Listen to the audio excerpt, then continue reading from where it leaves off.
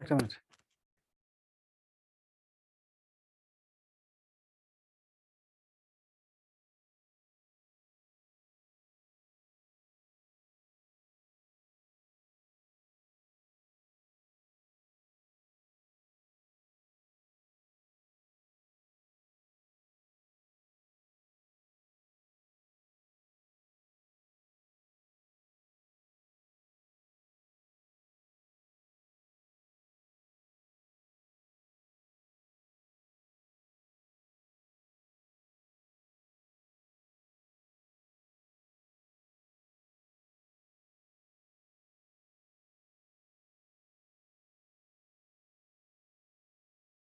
Ready.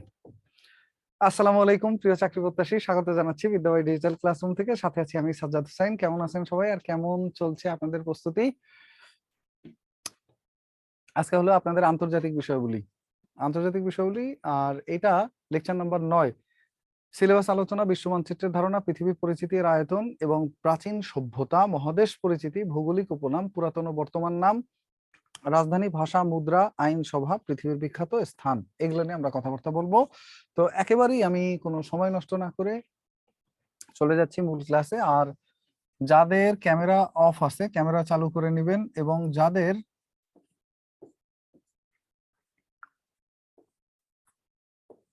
Chair table ছাড়া অন্য কোথাও অবস্থান রয়েছে তারা অনুগ্রহপূর্বক চেয়ার টেবিলে চলে আসবেন। এটা হলো আমাদের সৌরজগৎ। সৌরজগৎ হলো সূর্যকে কেন্দ্র করে গড়ে ওঠা একটা জগৎ, যেখানে সূর্যের চারপাশে অন্যান্য গ্রহ নক্ষত্রগুলো ঘূর্ণায়মান। আর এই সৌরজগতে আমাদের পৃথিবীর অবস্থান কোথায়, এটা পরীক্ষায় আসে। আর সৌরজগৎ সম্পর্কে কিছু প্রশ্ন আসে। এটা যদি আমরা বলতে যাই, প্রথম কথাটা এইভাবে আঁকেন এবং লিখেন যে প্রথম গ্রহ হলো সূর্যের নিকটবর্তী বুধ, দ্বিতীয় গ্রহ সূর্যের দ্বিতীয় নিকটবর্তী গ্রহের নাম হলো শুক্র, আর সূর্যের তৃতীয় নিকটবর্তী গ্রহ আমাদের পৃথিবী, চতুর্থ নিকটবর্তী গ্রহ মঙ্গল, পঞ্চম নিকটবর্তী গ্রহ বৃহস্পতি, এরপরেরটা হলো শনি, এরপরেরটা হলো ইউরেনাস, এরপরেরটা হলো নেপচুন। বুধ, শুক্র, পৃথিবী, মঙ্গল, বৃহস্পতি, শনি, ইউরেনাস, নেপচুন। আর এর বাইরে আর একটা আছে যাকে বলা হয় বামন গ্রহ। এটা এখন আর গ্রহ না, বামন গ্রহ। প্লুটো হলো একটা বামন গ্রহ। 2006 সালে এই গ্রহটা গ্রহের মর্যাদা হারায় এবং তখন থেকে এটা হয়ে যায় একটা বামন গ্রহ। এখন আসেন, সূর্যের নিকটবর্তী গ্রহ কোনটি? উত্তর বুধ গ্রহ। সূর্যের দ্বিতীয় নিকটবর্তী গ্রহ কোনটি? শুক্র। ওকে, এরপরে আসেন, পৃথিবীর নিকটবর্তী গ্রহ কোনটি? উত্তর শুক্র গ্রহ। আর যদি শুক্র গ্রহ অপশনে না থাকে তাহলে হলো মঙ্গল। মঙ্গল আর শুক্র দুইটাই পৃথিবীর নিকটবর্তী গ্রহ। দেখছেন?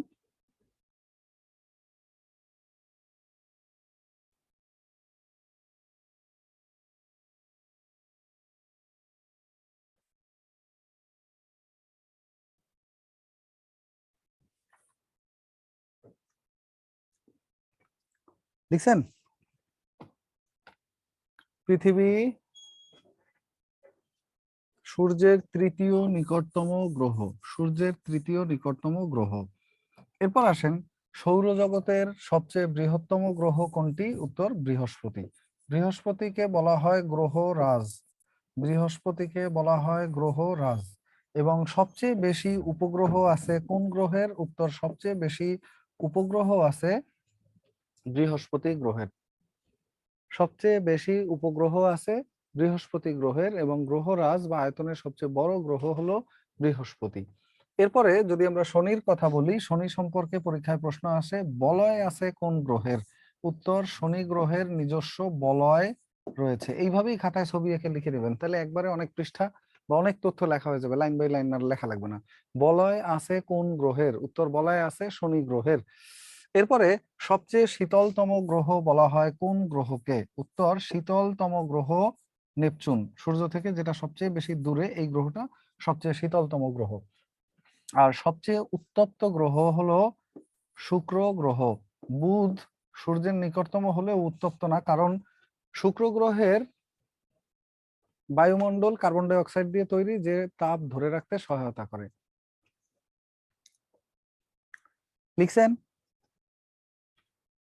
সবচেয়ে উত্তপ্ত গ্রহ শুক্র গ্রহ। আর মঙ্গলকে বলা হয় লাল গ্রহ। মঙ্গলকে বলা হয় লাল গ্রহ। ইউরেনাসকে বলা হয় সবুজ গ্রহ।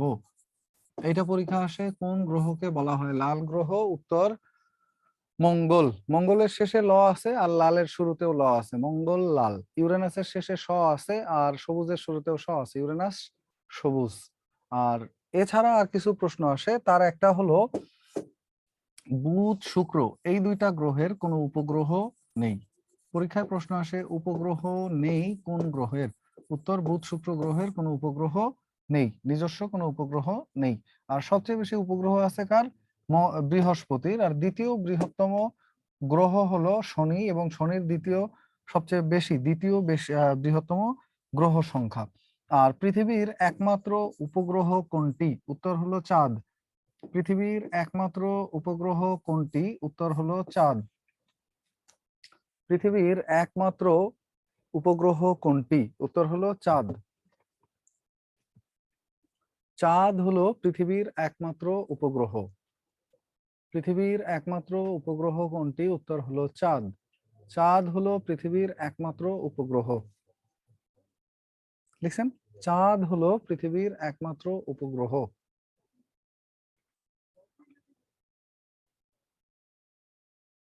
লিখছেন? শেষ। গ্রহ উপগ্রহ নিয়ে পড়াশোনা শেষ। এখন আসেন এই যে পৃথিবী সৃষ্টির গঠনগত উপাদানগুলো নিয়ে পরীক্ষায় প্রশ্ন আসে। এক কথায় লিখে রাখেন, অক্সিজেন সবচেয়ে বেশি পাওয়া যায় পৃথিবীর গঠনগত উপাদানগুলোর মধ্যে, দ্বিতীয় সর্বোচ্চ পাওয়া যায় সিলিকন, তৃতীয় সর্বোচ্চ পাওয়া যায় পৃথিবী সৃষ্টির গঠনগত উপাদানগুলোর মধ্যে অ্যালুমিনিয়াম, চতুর্থ সর্বোচ্চ পাওয়া যায় ফেরাস বা লৌহ। এরপরেও যদি আরো নিচে নামে, তখন পৃথিবী সৃষ্টির গঠনগত উপাদানগুলোর মধ্যে লৌহের পরে পাওয়া যায় ক্যালসিয়াম, এরপর পাওয়া যায় নাইট্রিয়াম, এরপরে পাওয়া যায় পটাশিয়াম, এরপরে পাওয়া যায় ম্যাগনেসিয়াম। পৃথিবী সৃষ্টির গঠনগত উপাদানগুলোর মধ্যে কোনটি সবচেয়ে বেশি পাওয়া যায়? উত্তর অক্সিজেন সবচেয়ে বেশি পাওয়া যায়, দ্বিতীয় সর্বোচ্চ পাওয়া যায় সিলিকন, তৃতীয় সর্বোচ্চ অ্যালুমিনিয়াম, চতুর্থ সর্বোচ্চ ফেরাস বা লৌহ বা আয়রন। আর চতুর্থ সর্বোচ্চর পরে পঞ্চম সর্বোচ্চ পাওয়া যায় ক্যালসিয়াম, এরপরে আছে নাইট্রিয়াম বা সোডিয়াম, এরপরে আছে পটাশিয়াম, এরপরে আছে ম্যাগনেসিয়াম। তবে এখানে মনে রাখার একটা উপায় আছে, আমরা এইভাবে মনে রাখতে পারি, ও শিয়াল, SIAL, শিয়াল। ও শিয়াল। বন্ধুকে আপনি সম্বোধন করে মাঝে মাঝে বলেন, এটা তুই তো শিয়ালের মতো চালাক। ও শিয়াল, কে বন্ধু, FE ফ্রেন্ড। বাট এই FE তে ফেরাস বা লৌহ বা আয়রন। চালাক বন্ধু তুমি কানা সাজছো কেন? কানা সাজছো। কেতে হলো কেন। MG ম্যাঙ্গোর কথা শুনে রাজশাহীর লোকজন আছে না, কল দিলে হলে আম পাকে নাই পাকে নাই। কি কইতে চাচ্ছেন আপনি, এটা সে শুনতে চাচ্ছে না। সে হলে আগে কল ধরে বললো যে আম পাকে নাই পাকে নাই। তা আপনি বললেন যে তুই কানা সাজছিস কেন বেটা আমের কথা শুনে। ও শিয়াল বন্ধু, কানা মানে ক্যালসিয়াম নাইট্রিয়াম বা সোডিয়াম সেজেছো। কেতে হলো কেন, কেতে হলো পটাশিয়াম। আর MG মানে ম্যাঙ্গোর কথা শুনে, এটা হলো সিরিয়ালটা সহজে মনে রাখার জন্য। ওকে,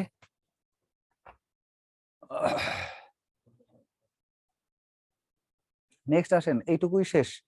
এরপর আসেন পৃথিবীতে কি কি আছে এগুলা নিয়ে গুরুত্বপূর্ণ। যেহেতু আপনাদের পরীক্ষা 15ই মার্চ না, এখন তো আপনাদের লাইন বাই লাইন পড়ানোর সময় না, তাই না?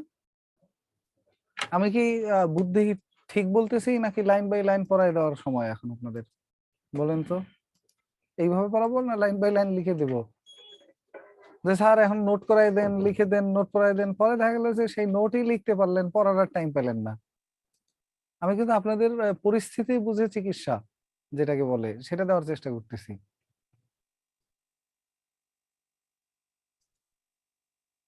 ওকে, আসেন নেক্সট হলো লিখবেন পৃথিবী সম্পর্কে। পৃথিবীতে মহাদেশ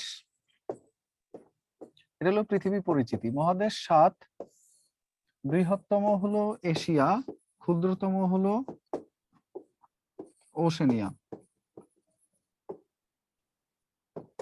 আর স্পেশাল মহাদেশ হলো অ্যান্টার্কটিকা, যেখানে কারো বসবাস নেই। স্পেশাল মহাদেশ অ্যান্টার্কটিকা, এখানে কোনো মানুষজন নেই।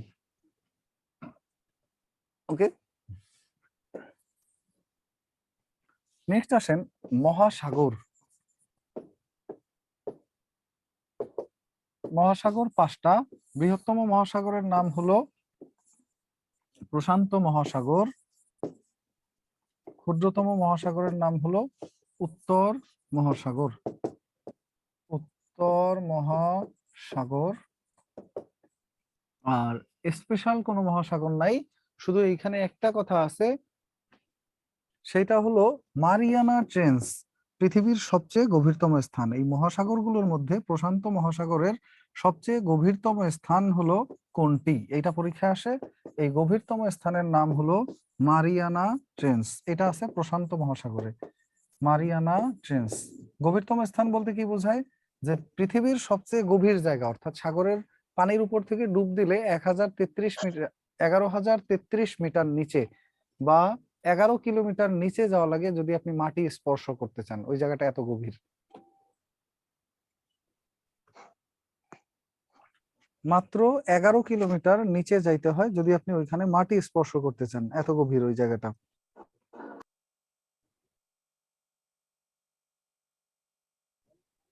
লিখছেন?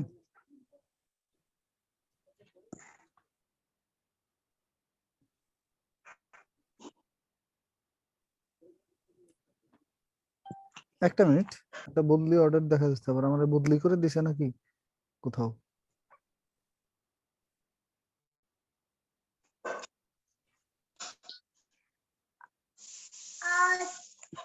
বদলি টদলি করলে এটা কিন্তু খুবই বিরক্তিকর একটা জিনিস, জানেন তো?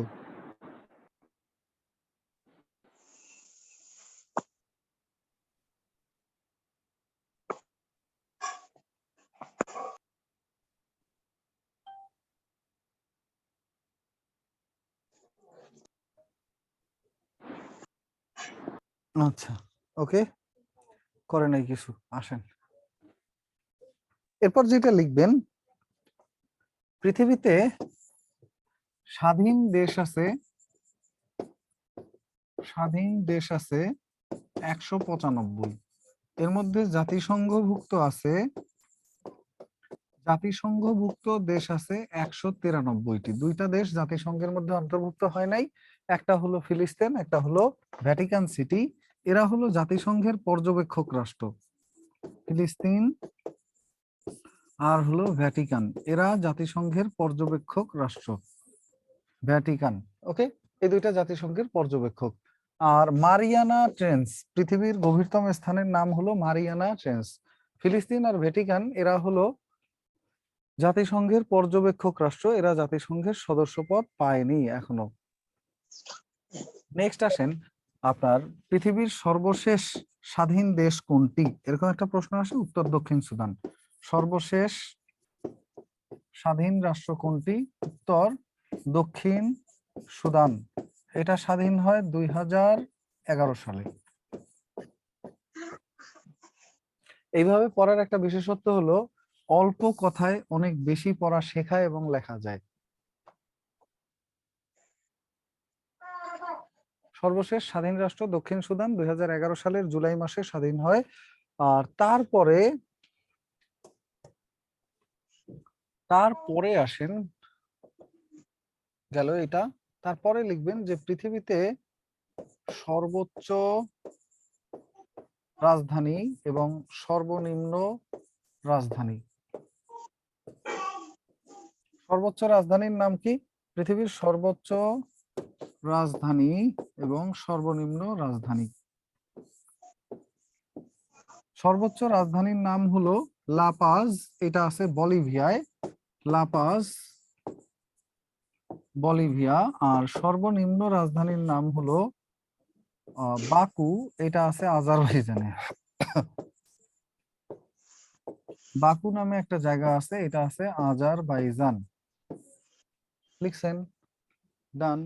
নেক্সট যেটা লিখবেন সেটা হলো পৃথিবীর সর্ব দক্ষিণের স্থান ও সর্ব উত্তরের স্থান। সর্ব উত্তরের স্থান।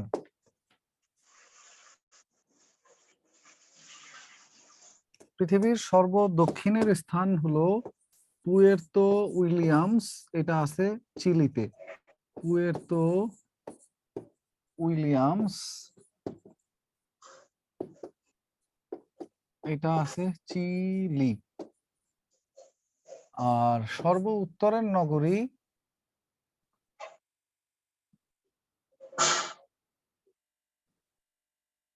হ্যামারফেস্ট, এটা আছে নরওয়ে। হ্যামারফেস্ট, এটা আছে হলো নরওয়ে দেশের নাম। হ্যামারফেস্ট, এটা আছে নরওয়ে। সবচেয়ে বেশি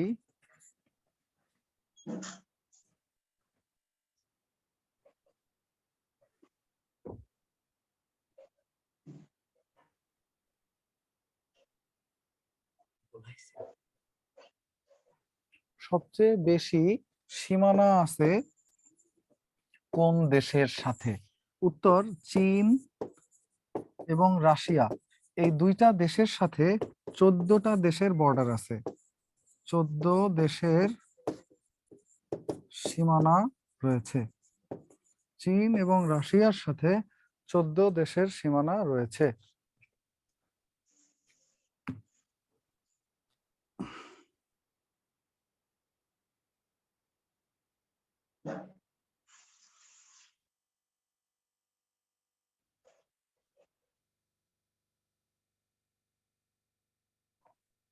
দেখছেন, চীন ও রাশিয়া দুই দেশের সাথে 14টি করে দেশের সীমানা রয়েছে।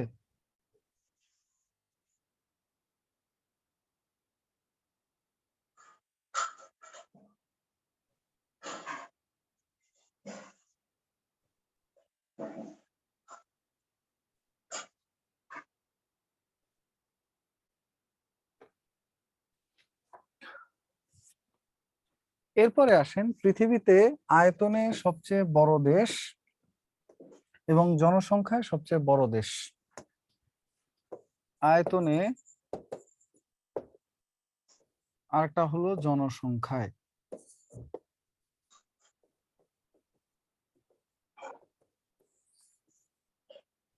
বৃহত্তম এবং হলো ক্ষুদ্রতম, এরকম একটা টেবিল আঁকেন বা একটা চার্ট আঁকেন, তাহলে একবারে সহজে হয়ে যাবে। ডান। এবার আসেন, আয়তনে পৃথিবীর বৃহত্তম রাষ্ট্র কোনটি? আয়তনে পৃথিবীর বৃহত্তম রাষ্ট্র কোনটি? রাশিয়া। এবং আয়তনে পৃথিবীর ক্ষুদ্রতম রাষ্ট্র হলো ভ্যাটিকান সিটি বা ভ্যাটিকান।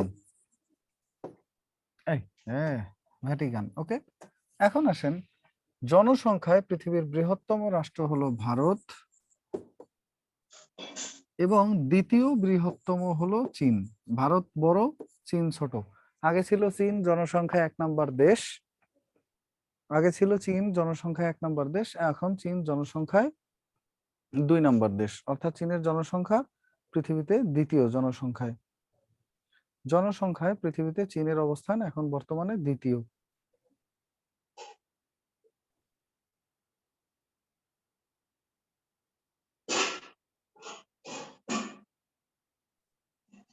লিখছেন না?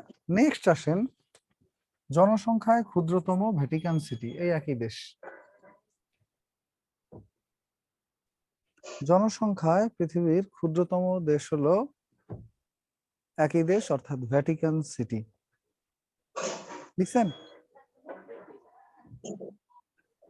দেন আসেন, এটা গেল আপনার গুরুত্বপূর্ণ অংশ।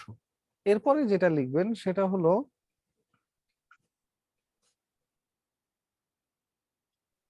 পৃথিবীতে বৃহত্তম মুসলিম দেশ। মুসলিম দেশ, একটা হলো বৃহত্তম, একটা হলো ক্ষুদ্র তম। একটা হলো আয়তনে, একটা হলো জনসংখ্যায়। এই আপনারা আছেন নাকি ঘুম দিছেন? লোকজন কি আছেন না ঘুমায় গেছেন? ওই আসি হ্যালো, আসসালামু আলাইকুম, আসি স্যার। আছেন না? Very good. বাকি লোকজন কি করে? ক্যামেরা বন্ধ কেন সবার? ক্যামেরা বন্ধ থাকলেই তো ভয় করে যে পেছনে কেউ ঘুমায় গেল কিনা। এই কারা? আজকে অনেকে থাকবে স্যার, আজকে তো শেষ ক্লাস আপনার। আজকে ওকে, অনেকে থাকবে। ঘুমায় না যান। আসসালামু আলাইকুম স্যার। ওয়ালাইকুম আসসালাম। স্যার কেমন আছেন? আছি ভালো। ঘুমায় না স্যার যান এবং ক্যামেরাগুলো চালু রাখাই বেটার। স্যার ক্যামেরা চালু রাখেনি স্যার, টেবিল নাই তো, এমনি রুমে ক্লাস করি এই কারণে। স্যার আসসালামু আলাইকুম। ওয়ালাইকুম আসসালাম। স্যার অনেকদিন ধরে আপনার সাথে কথা বলবো আশা করি, হ্যান্ড রাইজ করি, কিন্তু আপনি অ্যাকসেপ্ট করেন না, তো হয় না। আজকে ভাগ্যে পেলাম আপনারা দেখে বিদ্যাবাড়িতে ভর্তি। আমি নাসরিন সুলতানা, মাগুরা মোহাম্মদপুর থেকে বলছি। আচ্ছা, অসংখ্য ধন্যবাদ আপু, আমার জন্য একটু কৃতজ্ঞতা। দোয়া করেন, আপনারা প্রাণ ভরে স্যার আমরা আশীর্বাদ করি। আপনার চাকরি হয়ে গেছে, আমি সেই শুরু থেকে আপনার নভেম্বর থেকে দেখি, কিন্তু তখন আমি ভর্তি হইনি। আমি জানুয়ারির প্রায় 17 তারিখে ভর্তি হয়েছি। আচ্ছা আচ্ছা, স্যার আমার স্যার জন্য একটু আজকে দোয়া আমাদের করেন। সাধারণ জ্ঞানের ফুল কোর্সের একটা ফুল একটা রাত্র 10টায় একটা আছে, সেইখানে আমরা ফুল বিষয়গুলো নিয়ে কথা বলবো। একেবারে বিগত প্রশ্ন বিশ্লেষণ করে ফুল একটা শর্ট সাজেশন। সাজেশন বলতে পড়া, একেবারে ডাইরেক্ট সাজেশন টাজেশনে এসে সময় লাগে না। আয়তন হলো মুসলিম দেশ, আয়তনে বৃহত্তম কাজাকিস্তান। আয়তনে বৃহত্তম মুসলিম দেশ কাজাকিস্তান, আর জনসংখ্যায় বৃহত্তম হলো ইন্দোনেশিয়া। ইন্দোনেশিয়া। মুসলিম দেশ বৃহত্তম। আর ক্ষুদ্রতম অবস্থান হলো মুসলিম দেশ মালদ্বীপ। আয়তন জনসংখ্যা সব দিক দিয়েই ক্ষুদ্রতম হলো মালদ্বীপ। এটারও একটা টেবিল বানায় ফেলেন, এটার একটা টেবিল বানায় ফেলেন, শেষ। দেখছেন? মালদ্বীপ, ইন্দোনেশিয়া, জনসংখ্যা, আয়তনে কাজাকিস্তান, এবার আসেন বাংলাদেশ। কাজাকিস্তান, বাংলাদেশ আয়তনে ইন্দোনেশিয়া, দক্ষিণ ইন্দোনেশিয়া, 90তম। জনসংখ্যা দেখছেন ইন্দোনেশিয়া। দেখছেন দেখছেন দেখছেন, মিউট করে রাখি কেন? আনমিউট করে তারপর কথা কন। এটা কথা হলো? এই, এই, এই চিল্লে। এটা হলো কথা হলো?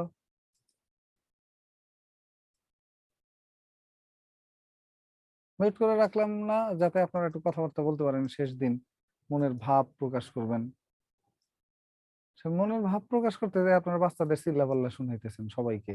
আমরা শুনাইলে পার্সোনালি আমি অখুশি হইতাম না, কিন্তু বাকিরা যদি আমাকে রাগ করে যে স্যার কি করছেন আপনি।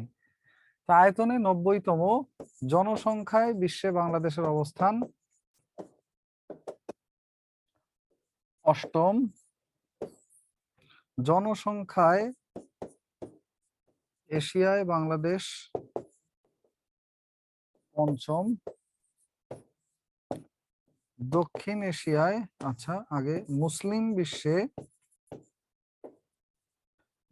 বিশ্বে বাংলাদেশ জনসংখ্যায় চতুর্থ, আর দক্ষিণ এশিয়ায়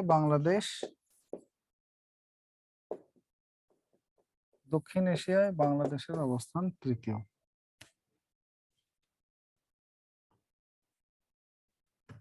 দেখছেন, দক্ষিণ এশিয়ায় বাংলাদেশের অবস্থান তৃতীয়।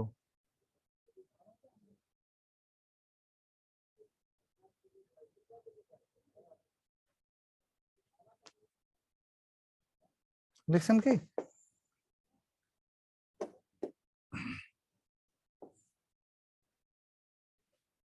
ক্লিয়ার? বিডি আয়তনে 96। না রে ভাই, পুরান বই পড়ছেন, নতুন বই পড়েন, নতুন বই।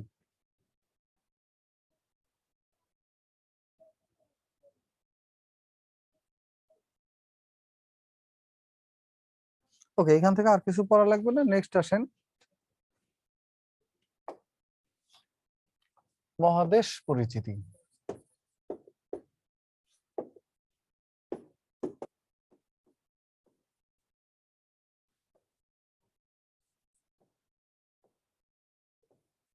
আমেরিকা হলো উত্তর আমেরিকা, আরো ছোট করে লিখি, উত্তর আমেরিকা, দক্ষিণ আমেরিকা,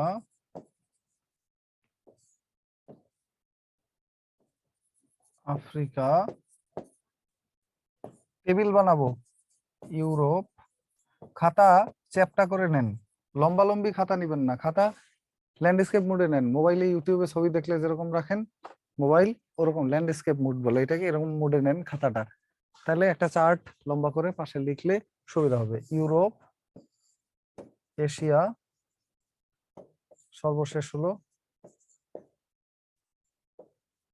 ওশেনিয়া।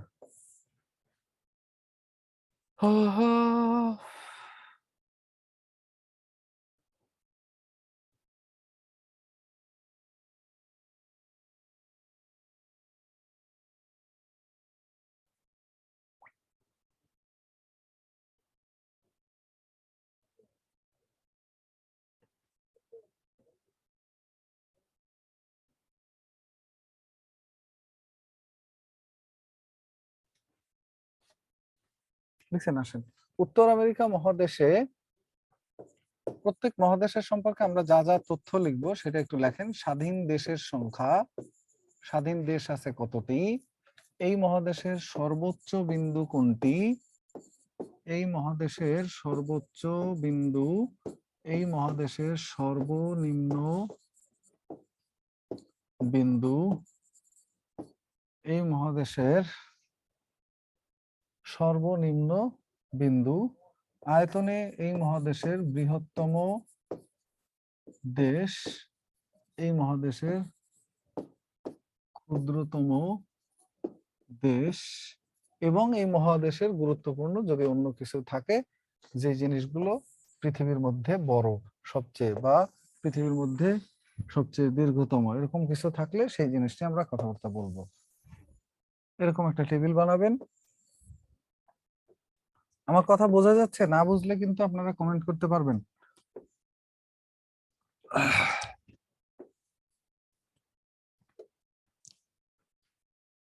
প্রথমে আসেন, উত্তর আমেরিকা মহাদেশের স্বাধীন দেশের সংখ্যা কতটি? উত্তর আমেরিকা মহাদেশের স্বাধীন দেশের সংখ্যা 23টি, দক্ষিণ আমেরিকায় 12টি, আফ্রিকায় 54টি। ইউরোপের স্বাধীন দেশের সংখ্যা 48টি, এশিয়ায় স্বাধীন দেশের সংখ্যা 44টি, ওশেনিয়ায় স্বাধীন দেশের সংখ্যা 14টি। লিখছেন? এখন এইখানে যেটা আছে সেটা হলো, পৃথিবীতে সবচেয়ে বেশি স্বাধীন দেশ আছে কোথায়? আফ্রিকা মহাদেশে। আর সবচেয়ে কম স্বাধীন দেশ আছে কোথায়? দক্ষিণ আমেরিকা মহাদেশে, 12টি স্বাধীন দেশ। সবচেয়ে বেশি স্বাধীন দেশ আছে কোথায়? আফ্রিকা মহাদেশে, 54টি স্বাধীন দেশ। এই মহাদেশের সর্বোচ্চ বিন্দু এইখানে জাস্ট কয়েকটা পড়বেন, সব পড়ার দরকার নেই। ওকে, এইটার আছে হলো আমাদের এশিয়ারটা পড়বেন আর ইউরোপেরটা পড়বেন। ইউরোপেরটা হলো মাউন্ট এলব্রুস, এটা হলো একটা পর্বতমালার সবচেয়ে উঁচু যে জায়গাটা, ওইটাকে বলে সর্বোচ্চ বিন্দু, মাউন্ট এলব্রুস। আফ্রিকা মহাদেশে আছে সর্বোচ্চ বিন্দুর নাম কিলিমানজারো, এটা একটা পর্বতমালা, পর্বতমালার সর্বোচ্চ চূড়া কিলিমানজারো, কিলিমানজারো।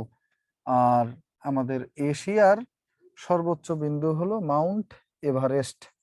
প্রত্যেকটার সাথে একটা মাউন্ট লাগাই নেবেন, তাহলেই হবে, এভারেস্ট পর্বত শৃঙ্গ। আর বাকিগুলো একটাও পড়ার দরকার নেই। সর্বনিম্ন বিন্দু গিয়ে পড়বেন, তাও ওই একই জিনিস। সর্বনিম্ন বিন্দু পড়বেন হলো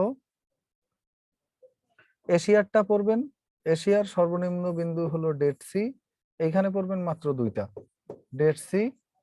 আর ইউরোপের সর্বনিম্ন বিন্দু হলো কাস্পিয়ান হ্রদ, কাস্পিয়ান হ্রদ। ওশেনিয়ার দরকার নাই, আমেরিকা, আফ্রিকা কারোটাই দরকার নাই। এরপর আয়তনে বৃহত্তম দেশ, এইখানে সব কয়টা মহাদেশেরটাই পড়ে রাখবেন। আয়তনে বৃহত্তম দেশ উত্তর আমেরিকায় কানাডা, আর এখানে ক্ষুদ্রতম দেশ সেন্ট কিটস অ্যান্ড নেভিস, এই নামটা চাইলে পড়তে পারেন, না চাইলে নাও পড়তে পারেন। এইটা জানা জরুরি। উত্তর আমেরিকার আয়তনে বৃহত্তম দেশ কোনটি? পরীক্ষা 15 তারিখ না আপনাদের সবার? তো হ্যালো, পরীক্ষা 15 তারিখ কি? 15ই মার্চ? খাইছে। তাহলে আরো শর্ট, এগুলা সবও লিখবো না। যেটা না মানে একেবারেই না হইলে হয় না, সেইগুলোই লিখবো। আসেন, এটা একেবারে লেখারই দরকার নেই। দক্ষিণ আমেরিকায় আয়তনে বৃহত্তম দেশ হলো ব্রাজিল, ক্ষুদ্রতম দেশ হলো সুরিনাম। আফ্রিকায় আয়তনে বৃহত্তম দেশ হলো আলজেরিয়া, ক্ষুদ্রতম দেশের নাম হলো সিচেলিস। ইউরোপে আয়তনে বৃহত্তম দেশের নাম কি? ইউরোপে আয়তনে সবচেয়ে বৃহত্তম দেশের নাম রাশিয়া, এবং আয়তনে সবচেয়ে ক্ষুদ্রতম দেশের নাম ইউরোপে ওই যে ভ্যাটিকান।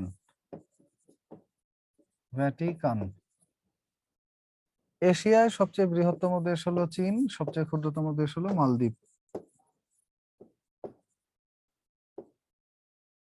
ওশেনিয়ায় সবচেয়ে বৃহত্তম দেশ হলো অস্ট্রেলিয়া, ক্ষুদ্রতম দেশ হলো নাউরু।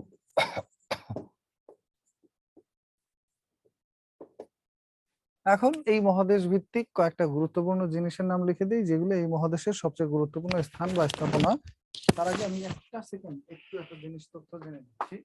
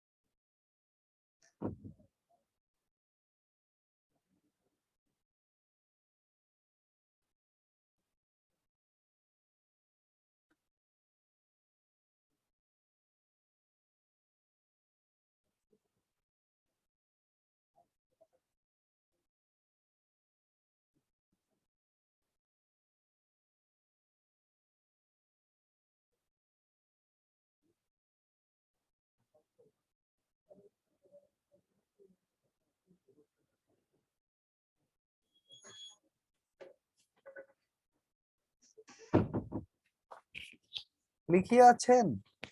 দেন আসেন এই মহাদেশগুলোর বিখ্যাত কি কি আছে। উত্তর আমেরিকা মহাদেশে পৃথিবীর সবচেয়ে বড় দ্বীপ গ্রিনল্যান্ড অবস্থিত। এটা হলো পৃথিবীর সবচেয়ে বড় দ্বীপ, মনে থাকবে।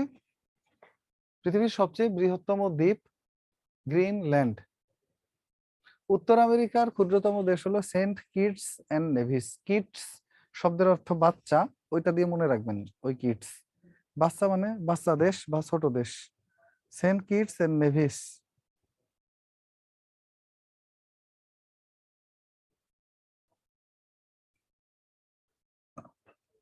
Saint Kitts and Nevis.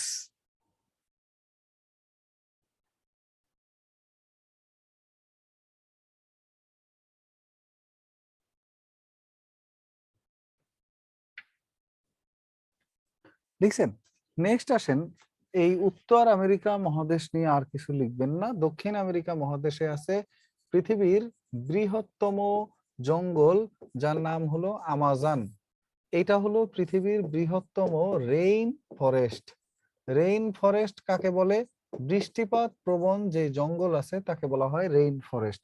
এবং এই মহাদেশে দীর্ঘতম নদীর নামও আমাজন। আমাজন নামে একটা নদীও আছে। আর এইখানে বৃহত্তম রেইন ফরেস্ট আছে পৃথিবীর। আর গ্রিনল্যান্ড হলো এই মহাদেশের তথা পৃথিবীর দীর্ঘতম দ্বীপ, বৃহত্তম দ্বীপ আয়তনে। আর এই গ্রিনল্যান্ডের মালিকানা ডেনমার্কের, আছে আমেরিকার পাশে, কিন্তু এটার মালিকানা আছে ডেনমার্কের হাতে। ক্লিয়ার? ওকে, নেক্সট আসেন, এই আমাজন জঙ্গলটা 9টা দেশের মধ্যে পড়েছে বা 9টা দেশে বিস্তৃত।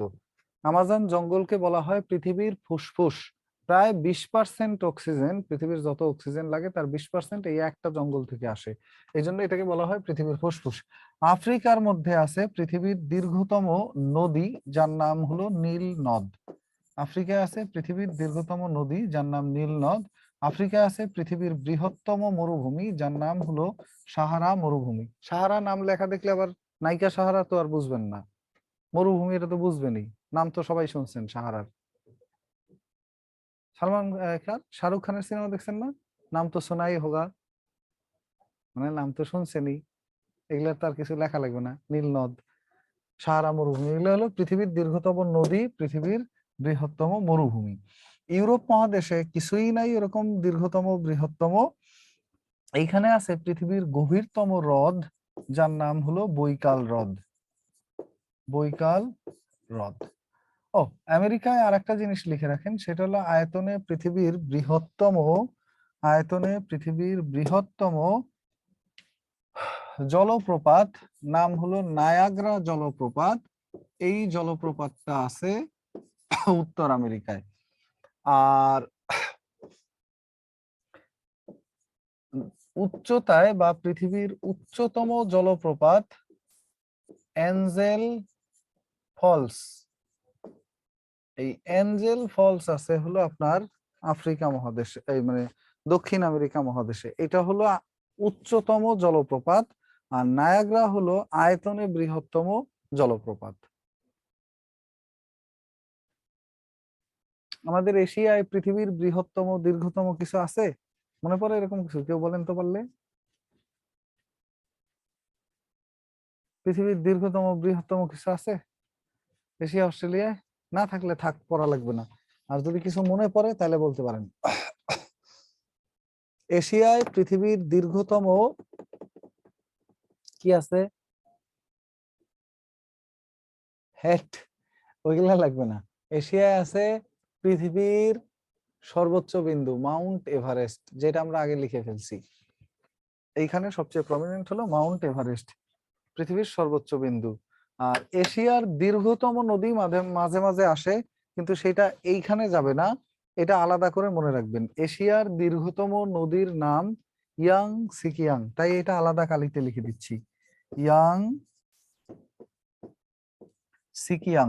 এটা হলো এশিয়ার দীর্ঘতম নদী, নদীটা আছে চীনে।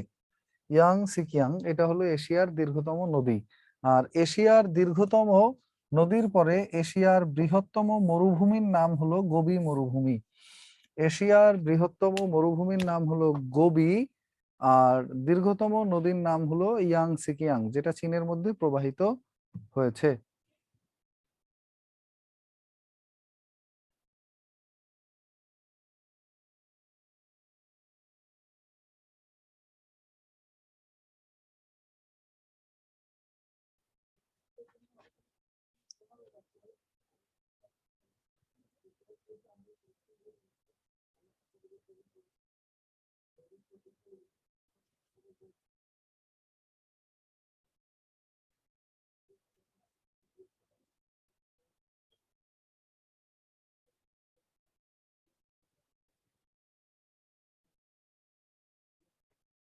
শেষ করছেন? গোবি মরুভূমি চীন এবং মঙ্গোলিয়ার মাঝখানে। এই পর্যন্ত শেষ এই অংশটা। নেক্সট আসেন আমাদের এই অংশের পরে যেটা নিয়ে প্রশ্ন আসে, সেটা হলো পৃথিবীর প্রাচীনতম সভ্যতা। প্রাচীনতম সভ্যতা। প্রাচীনতম সভ্যতার মধ্যে পৃথিবীর সর্বপ্রাচীন সভ্যতার নাম হলো মেসোপটেমীয় সভ্যতা। আর এই মেসোপটেমীয় সভ্যতার, মেসোপটেমীয় মানে হলো দুই নদীর তীরবর্তী বা দুই নদীর মধ্যবর্তী, দুই নদীর তীরবর্তী বা দুই নদীর মধ্যবর্তী,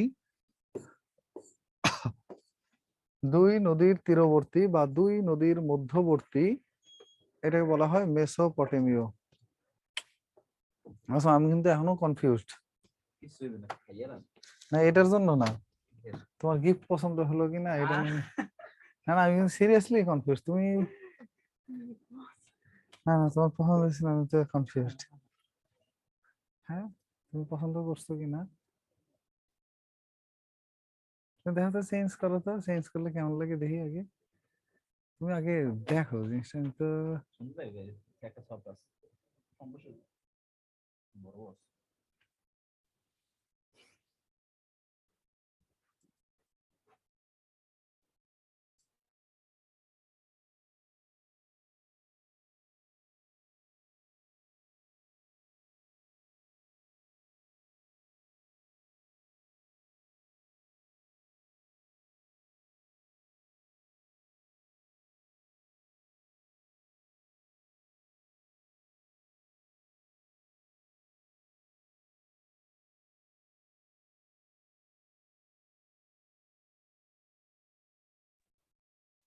ওকে।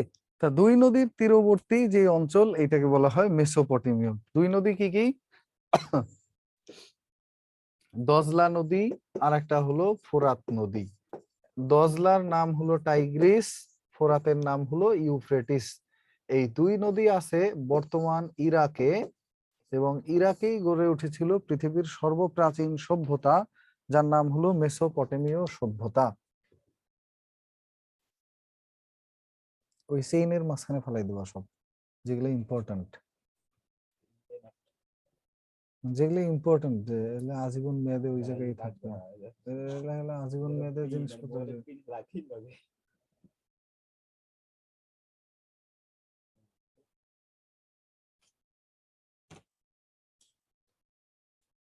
পৃথিবীতে পাওয়া যায় কোথাও এখনো। নেক্সট লিখছেন, এরপরে যেটা লিখবেন সেটা হলো এই সভ্যতাটা দুই ভাগে বিভক্ত ছিল, মানে চারটা ভাগে বিভক্ত ছিল। এই সভ্যতার ভাগ ছিল মোট চারটা। সুমেরীয় সভ্যতা, অ্যাশরীয় সভ্যতা, ক্যালোডীয় সভ্যতা, আরটা হলো ক্যালোডীয়র আগে ব্যাবিলনীয় লেখেন, পরে লেখেন ক্যালোডীয়। ব্যাবিলনীয় সভ্যতা, আরটা হলো ক্যালোডীয় সভ্যতা। দেখছেন? ইস, কত জিনিস ছবি টবি কেমনে টানা এরকম, জাস্ট এইটা কালিটা আমার সাথে নাই। নেক্সট উইক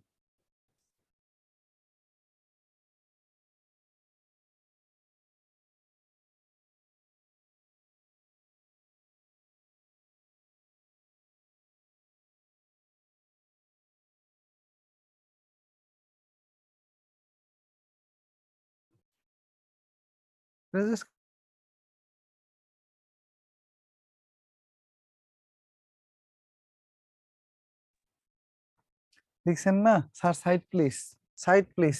সুমেরীয় সভ্যতা অবদান হলো চাকা আবিষ্কার করে, পৃথিবীর প্রথম চাকা আবিষ্কার করে, এবং পৃথিবীর প্রথম লিখন পদ্ধতি নাম হলো কিউনিফর্ম। এই লিখন পদ্ধতি আবিষ্কার করেন এরা, লিখন পদ্ধতি আবিষ্কার করেন কিউনিফর্ম নামে। অ্যাশরীয় সভ্যতা, এদের অবদান হলো প্রথম বৃত্তকে 360 ডিগ্রিতে ভাগ করে, বৃত্তকে 360 ডিগ্রিতে ভাগ করেন।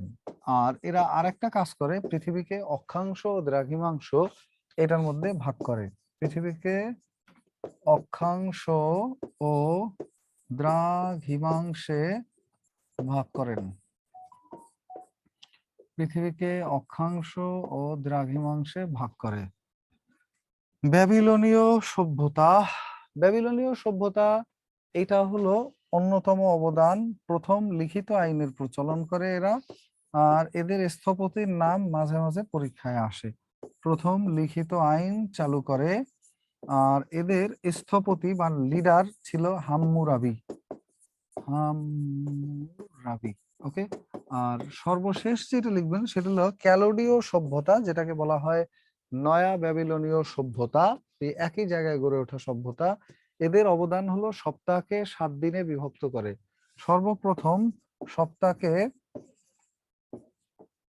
7 দিনে বিভক্ত করে, এবং দিনকে 12 জোড়া ঘন্টায় বিভক্ত করে, দিনকে 12 জোড়া ঘন্টায় বিভক্ত করে, দিনকে সর্বপ্রথম 12 জোড়া ঘন্টায় বিভক্ত করে।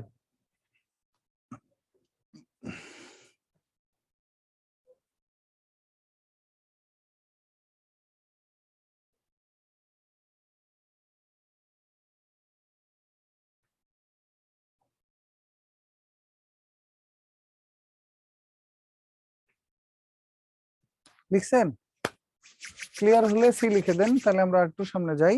আরেকটু সামনের যে অংশটা, সেই অংশটা হলো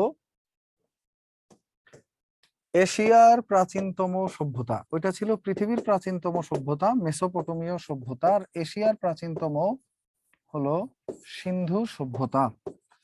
সিন্ধু সভ্যতা, এবং এই সিন্ধু সভ্যতার দুইটা নগরী ছিল, নগরী। একটা হলো হরপ্পা আর একটা হলো মহেঞ্জোদারো।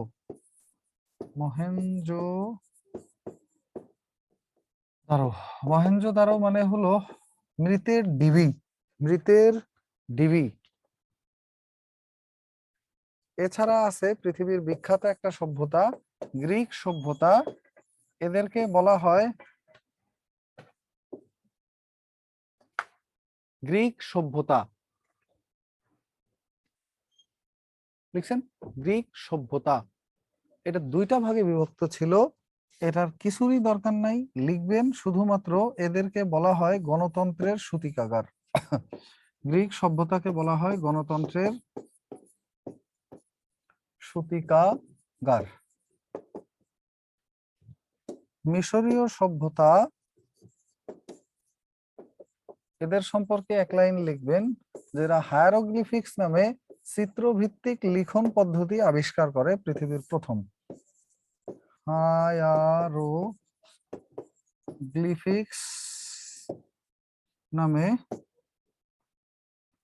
হায়ারোগ্লিফিক্স নামে চিত্রভিত্তিক লিখন পদ্ধতি আবিষ্কার করে। চিত্র ভিত্তিক লিখন পদ্ধতি আবিষ্কার করে কারা? উত্তর মিশরীয় সভ্যতার লোকজন। সর্বপ্রথম হায়ারোগ্লিফিক্স নামে চিত্রভিত্তিক লিখন পদ্ধতি আবিষ্কার করে কারা? উত্তর মিশরীয় সভ্যতার লোকজন। এরপরে আর দুইটা সভ্যতার নাম মনে রাখবেন, একটা হলো ইনকা সভ্যতা আর একটা হলো মায়া সভ্যতা। মায়া সভ্যতা মেক্সিকোতে, ইনকা সভ্যতা পেরুতে। ইনকা সভ্যতা এটা আছে পেরুতে, আর মায়া সভ্যতা এটা আছে মেক্সিকোতে। এখন এই দুইটা অঞ্চল কোনটা কোথায়? মাঝে মাঝে অঞ্চলের নাম আসে, যে মায়া সভ্যতা কোথায় দেখা যায়, এটা হলো মধ্য আমেরিকা। মায়া সভ্যতা কোথার নিদর্শন? মধ্য আমেরিকা। আর ইনকা সভ্যতা কোথার নিদর্শন? এটা হলো দক্ষিণ আমেরিকার সভ্যতা। আর দক্ষিণ আমেরিকার এই মায়া সভ্যতার নিদর্শন পাওয়া যায় পেরুতে, আর এই নিদর্শনের নাম হলো মাচু পিচু। মাচু পিচু জিনিসটা হলো পাহাড় কেটে গোল করে ঘরবাড়ি বানাইছে এরা, এইটা। ওকে, ক্লিয়ার হলে সি লিখে দেন, তাহলে আমরা সামনের দিকে চলে যাই।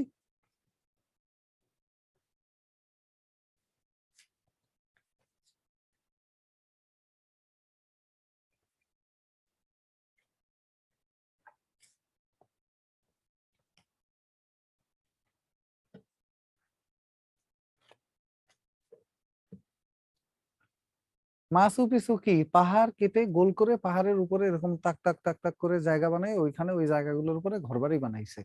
এই নিদর্শনটা, এটার নাম ছিল মাচু পিচু। ক্লিয়ার? জোরে জোরে বলেন ইয়েস স্যার। আচ্ছা, নেক্সট আসেন। এই নিদর্শন সম্পর্কে কথাবার্তা শেষ। এখন এখান থেকে আর যে টপিকগুলো আমরা পড়বো তার মধ্যে আছে মহাদেশ পরিচিতির মধ্যে ভৌগোলিক উপনাম।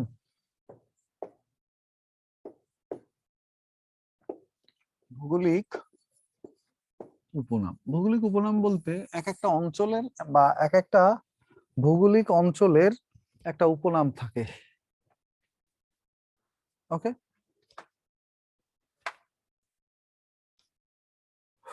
উপনাম কোথার কি আছে দেখেন।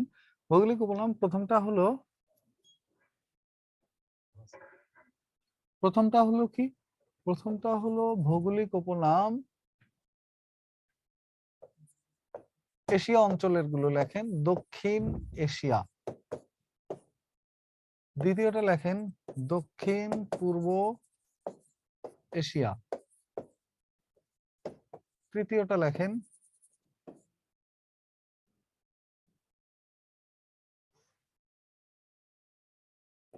মধ্য প্রাচ্য। তৃতীয়টা লেখেন মধ্য এশিয়া। এরপর একটা লেখেন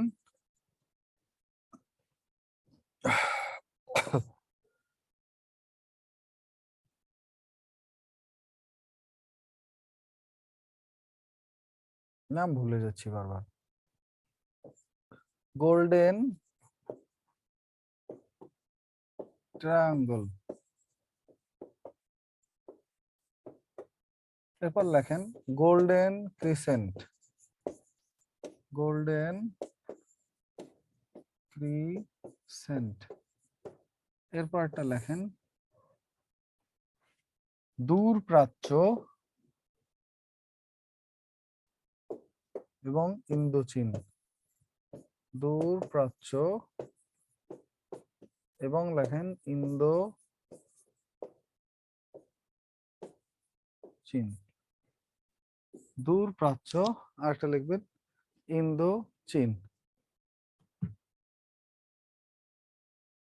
দূর প্রাচ্য আর একটা লিখবেন হলো ইন্দো চীন।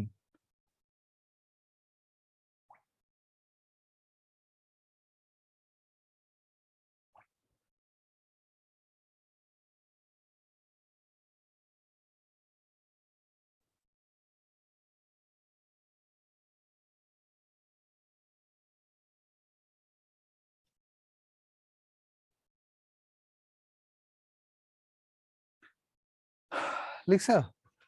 লেখার পরে লিখলে এখন লেখেন দক্ষিণ এশিয়ার দেশ হলো কারা? বাংলাদেশ, ভারত, পাকিস্তান, কি যেন বলে, শ্রীলঙ্কা, নেপাল, ভুটান, মালদ্বীপ এবং আফগানিস্তান। দক্ষিণ পূর্ব এশিয়ার দেশগুলো, এইখানের দেশগুলোর মধ্যে আছে মায়ানমার, থাইল্যান্ড, লাওস, ভিয়েতনাম,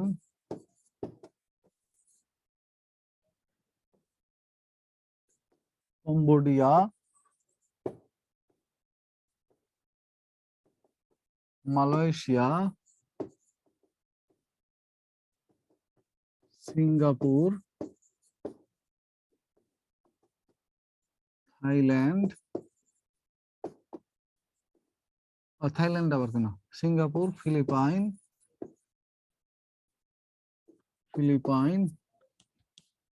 এরপরে আছে ব্রুনাই, ইন্দোনেশিয়া এবং আছে পূর্ব তিমুর। এই পূর্ব তিমুর হলো এশিয়ার সর্বশেষ স্বাধীন দেশ, যেটা 2002 সালে স্বাধীন হয়েছিল। এইখানে দক্ষিণ পূর্ব এশিয়ায় দেশ আছে 11টি। এই দেশগুলোর নাম অবশ্যই মনে রাখবেন। আর মধ্যপ্রাচ্যে দেশ আছে 14টা, কিন্তু এগুলা দেশের নাম মনে রাখার কোনো দরকার নেই। শুধু জানবেন ইরান, ইরাক, সৌদি আরব, কাতার, কুয়েত, বাহরাইন, সংযুক্ত আরব আমিরাত। এরপরে হলো তুরস্ক, সিরিয়া, লেবানন, জর্ডান, ইসরায়েল, ফিলিস্তিন। প্রত্যেকটা রাষ্ট্র কিসের মধ্যে? প্রত্যেকটা রাষ্ট্র হলো ইয়েমেন, ওমান, এরা সব মধ্যপ্রাচ্যের রাষ্ট্র। মধ্যপ্রাচ্য বলতে বোঝায় পৃথিবীর পূর্ব পাশ। আর এই পৃথিবীর পূর্ব পাশে যে পুরো এলাকাটা, সেই এলাকাটার মাঝামাঝি জায়গাটা অর্থাৎ এশিয়া এবং আফ্রিকার মধ্যবর্তী জায়গাটা পৃথিবীকে দুই ভাগে ভাগ করলে এক ভাগ হলো পূর্বের অঞ্চল এই পূর্বের ভালো নাম হলো প্রাচ্য, সমার্থক শব্দ। আর পশ্চিমের একটা অঞ্চল যেটার ভালো নাম হলো পাশ্চাত্য। আমরা বলি না ওয়েস্টার্ন কালচার, ওয়েস্টার্ন কান্ট্রিজ, অর্থাৎ পৃথিবীর পশ্চিম দিকে যে দেশগুলো আছে ওরা হলো পশ্চিমা দেশ, আর ওদের কালচার সংস্কৃতিকে বলা হয় পশ্চিমা সংস্কৃতি। আর আমাদের এই পাশটা হলো প্রাচ্য, আর এই প্রাচ্যের মাঝামাঝি জায়গা, আফ্রিকার এই পাশটা পড়ছে হলো প্রাচ্যের মধ্যে, আর প্রাচ্যের মাঝামাঝি জায়গা যেটা, সেই জায়গাটা আছে সৌদি আরব এবং অন্যান্য দেশগুলো, এই 14টা দেশ। আমরা খালি বুঝি মধ্যপ্রাচ্য মানেই Saudi Arab. Iran, Iraq, Iran, Iraq, Syria, Iran, Iraq, Syria, Jordan, ফিলিস্তিন, লেবানন, এই দেশগুলো, এবং এছাড়া আছে আপনার তুরস্ক, সাইপ্রাস, এরপরে আছে এইদিকে ইসরায়েল, ফিলিস্তিন, ইয়েমেন, ইয়েমেন, ওমান, ইত্যাদি ইত্যাদি আর কি। তো এই দেশগুলো আসলে সব লিখতে হবে না। আর প্রাচ্যের দূরতম অংশে যারা অবস্থিত এদেরকে বলা হয় দূরপ্রাচ্য। যেমন এইখানে দেশ আছে জাপান, উত্তর কোরিয়া, দক্ষিণ কোরিয়া, চীন, মঙ্গোলিয়া, এই দেশগুলোকে বলা হয় দূরপ্রাচ্য, দূরতম অঞ্চলে অবস্থিত প্রাচ্যের। আর এশিয়া, ভৌগোলিকভাবে এশিয়া অঞ্চলের শুরু থেকে শেষ মাথা পর্যন্ত রাশিয়াকে ধরা হয় এশিয়ার মধ্যে। এইখানে এশিয়ার শুরু হলেও রাশিয়ার পেটের কাছে এখানে 5টা দেশ আছে, তাদেরকে বলা হয় মধ্য এশিয়ার দেশ। কাজাকিস্তান, কিরগিজস্তান, তুর্কমেনিস্তান, উজবেকিস্তান এবং তাজিকিস্তান, এই 5টা দেশকে বলা হয় মধ্য এশিয়ার দেশ, যদিও তারা এশিয়ার একেবারে শুরুতে অবস্থিত। কারণ রাশিয়াকে ভৌগোলিকভাবে এশিয়ার মধ্যে অন্তর্ভুক্ত করা হয়, সেই হিসেবে এই 5টা দেশকে বলা হয় মধ্য এশিয়ার দেশ। আশা করি বুঝতে পারছেন।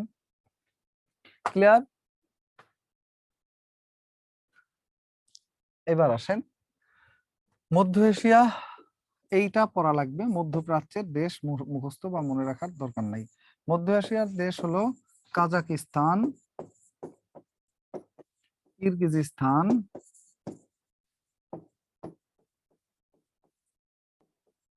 Tajikistan, Turkmenistan,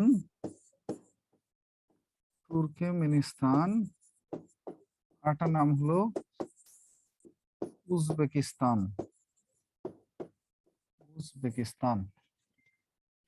clear? লিখছেন? শেষ হলে বলেন। লোক কমে গেছে কেন? 6-7 জন লোক নাই, এরা গেছে কই?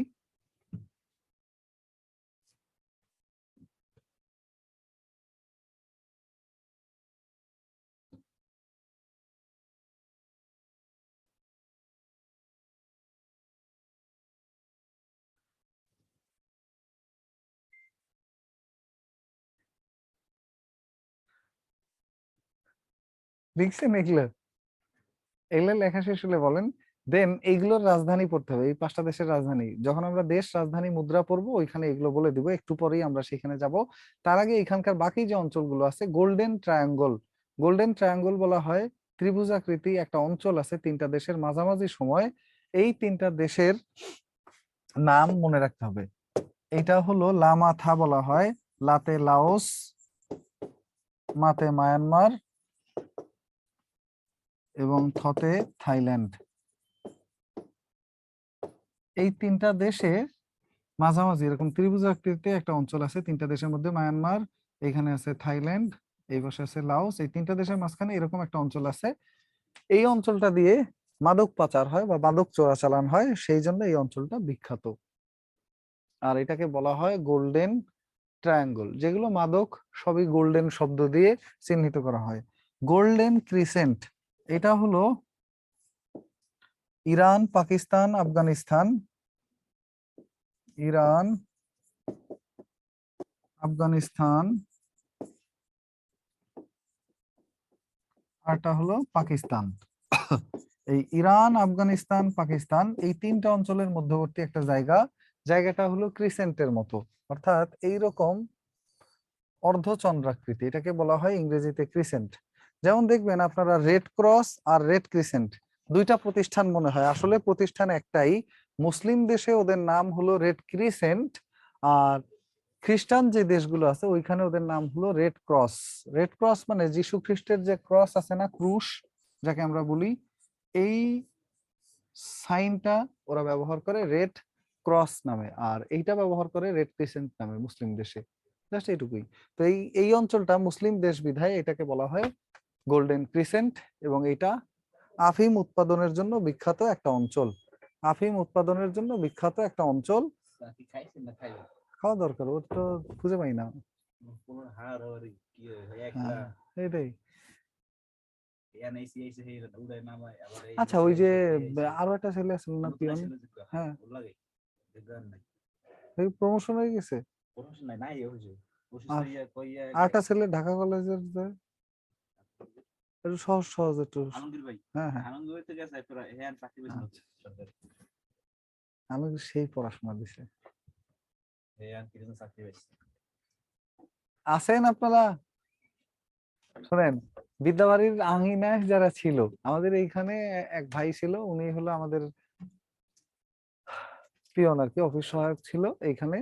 তো এইখানে বসে উনি ক্লাস ক্লাস দেখতো, বই টই পড়তো, যা বই আছে নাড়াই চাড়াই এই বই ওই বই পড়তে পড়তে বেচারের সরকারি চাকরি হয়ে গেছে। বেচারি নিজে আরেক জায়গায় চলে গেছে চাকরি করতে। বুঝছেন, এইখানের আঙিনায় থাকতে থাকতে এখানে বসে পড়াশোনা করতে করতে বেচারি যখনই সুযোগ পাইতো তখনই সে গিয়ে ওই করতো, বই পড়তো। দেখতাম সামনে বসে বই পড়তেছে, আলমগীর ভাই কি করেন? বই পড়ি। উনি হলো ঢাকা কলেজে পড়তো, পাশাপাশি আমাদের এইখানে পিয়নের চাকরি করতো। ও মা, সুন্দর সুন্দর গেস্টরাও আছে দেখি, এতক্ষণ খেয়ালই করি নাই। নেক্সট আসেন দূরপ্রাচ্য। এই অঞ্চলটা কোনটা? এই যে 6টা দেশের নাম বললাম, চীন, জাপান, মঙ্গোলিয়া, উত্তর কোরিয়া, দক্ষিণ কোরিয়া এবং তাইওয়ান। এই 6টা দেশ, এর মধ্যে তাইওয়ান চীনের একটা স্বায়ত্তশাসিত অঞ্চল, কোনো স্বাধীন দেশ না। নিচের কোনটি দূরপ্রাচ্যের দেশ? লেখেন। এই অঞ্চলটায় আছে দূরপ্রাচ্যের মধ্যে চীন, মঙ্গোলিয়া, জাপান, দক্ষিণ কোরিয়া, উত্তর কোরিয়া, আর হলো তাইওয়ান। এর মধ্যে তাইওয়ান কোনো স্বাধীন দেশ না, এ হলো চীনের একটা স্বায়ত্তশাসিত অঞ্চল। এই এলাকাটাকে বলা হয় দূরপ্রাচ্য। আর ইন্দোচীন বলা হয় কয়েকটা অঞ্চলকে, তবে এর মধ্যে বিশেষ করে আছে আপনার চীন, মঙ্গোলিয়া, এরপরে হলো মানে সরি, মঙ্গোলিয়া না, চীন, এরপরে হলো আরে ঘোড়ার ডিম, থাইল্যান্ড, এরপরে হলো চীন,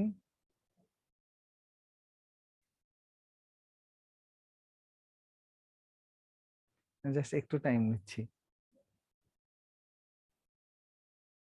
স্যার, দূরপ্রাচ্য বলতে কি বোঝায়? আপনি তখন কই ছিলেন যখন আমরা দূরপ্রাচ্য নিয়ে কথা বলছি? দূরপ্রাচ্য আমরা বলছিলাম যে পৃথিবীর দূরতম অংশে বা প্রাচ্যের দূরতম অংশে যে দেশগুলো আছে তাদেরকে বলা হয় দূরপ্রাচ্য।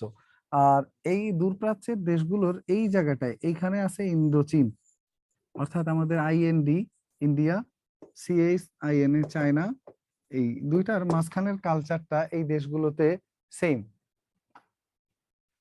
লাওস, কম্বোডিয়া, ভিয়েতনাম, আমি এটাই বলতে চাইছি। এইখানের 3টা দেশ আছে যাদের কালচারের সাথে এই দিকের দুই দিকেরই একটা মধ্যবর্তী অঞ্চল, এই জন্য এদেরকে ইন্দোচীন বলা হয়। আর এই ইন্দোচীন অঞ্চলে আছে লাওস, কম্বোডিয়া। লাওস, কম্বোডিয়া, এই পাশে অল্প করে আছে লাওস, এই পাশে অল্প করে আছে কম্বোডিয়া, আর এই মাথায় লম্বা করে চীন থেকে এই শেষ মাথা পর্যন্ত আছে ভিয়েতনাম। লাওস, কম্বোডিয়া, ভিয়েতনাম 3টা অঞ্চল মিলে এটার নাম হয়েছে কি? ইন্দোচীন। তাহলে এইটাও একটু লেখেন যে ইন্দোচীন অঞ্চলটা হলো লাওস, কম্বোডিয়া এবং ভিয়েতনাম। লাওস,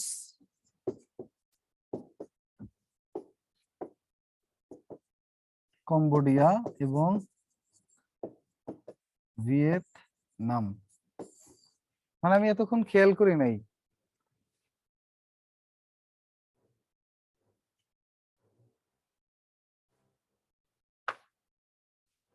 বুঝছেন? মানে হয় না কারো কমেন্ট বা কারো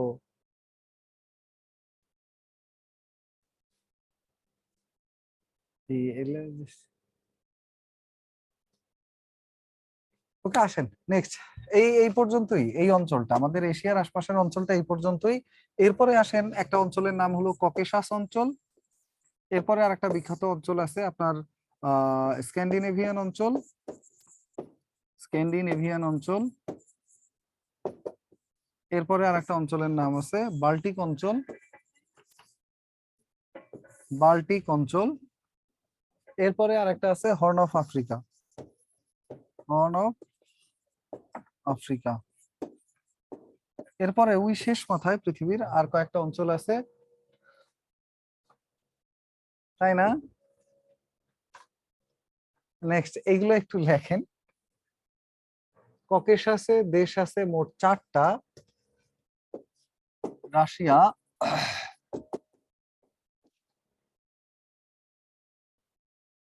জর্জিয়া, আর্মেনিয়া, আর একটা হলো আজারবাইজান।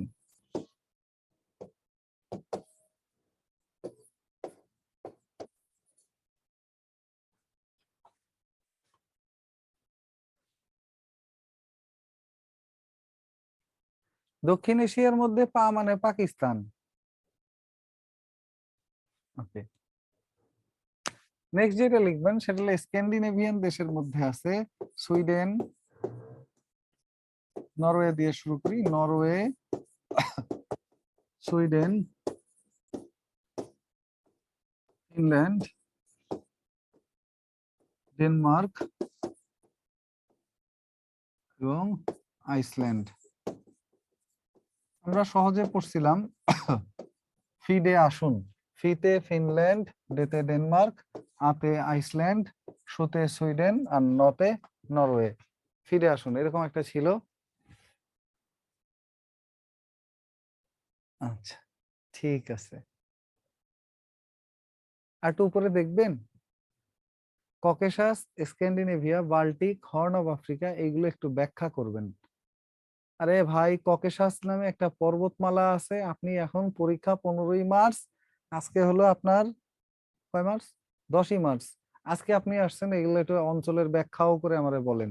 আপনি আগে কই ছিলেন? শুধু এইগুলোর উপরে একটা ক্লাস, ওইটার উপরে একটা ক্লাস, সব ক্লাস আলাদা আলাদা টপিক। যেখানে আপনাদের 2 ঘন্টায় সব ক্লাস শেষ হইতেছে, এটার উপরে ক্লাস ছিল 8 ঘন্টার। আপনি এখন আসছেন এই অঞ্চলগুলোর একটু ব্যাখ্যাও করে বুঝায় বলেন। 15 তারিখ পরীক্ষা, আজকে 10 তারিখ।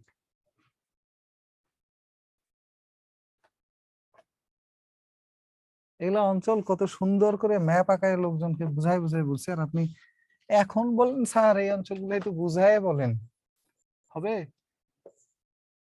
লজ্জা পাওয়ার কারণ নাই কাউকে কিছু বললে, কারণ আমি ছাড়া আর কেউ কারো কমেন্টও দেখতেছে না, আমি আর মাসুম ছাড়া। আর হলো দ্বিতীয় জিনিসটা যেটা, সেগুলো আমি কিছু মনেও করতেছি না। আপনি কমেন্ট করতেই পারেন, স্বাভাবিক, যে স্যার একটু ব্যাখ্যা দেন, ই করেন, ঠিক আছে। বাট এটার জন্য দীর্ঘমেয়াদী আপনারা আসছেন ক্রাশ একেবারেই শেষ সময়। গোল্ডেন ক্রিসেন্টের মধ্যে তো পাকিস্তান আছে, তা আমি কি গোল্ডেন ক্রিসেন্টের মধ্যে কি লিখছি? ইরান, আফগানিস্তান, পাকিস্তান লিখছি। ওকে, তো এরপরে আসেন এই অঞ্চলটা, এটা হলো ইউরোপের মাথা, আর এইখানে আছে স্ক্যান্ডিনেভিয়ান অঞ্চল। এরপরে এই দিকটা, এইখানে আছে জিব্রাল্টার প্রণালী, আর এইটার শেষ মাথাটা এইখানে। ও ম্যান, আপনাদের উপরে জাস্ট মেজাজ খারাপ করারও সুযোগ থাকে না। আপনারা মানে এমন এমন প্রশ্ন করেন এমন এমন সময়। এটা এটা হলো আফ্রিকা, আর এই দুইটার মাঝখানে এখানে মিশরের শেষ মাথা, আর এইখানে আপনার লোহিত সাগরের শেষ মাথা হয়ে এই দিকটা ইন্ডিয়া, শেষ মাথাটা এই দিকটা, এইখানে আছে উত্তর এবং দক্ষিণ কোরিয়া, এইটা হলো শেষ মাথা আমাদের চীনের।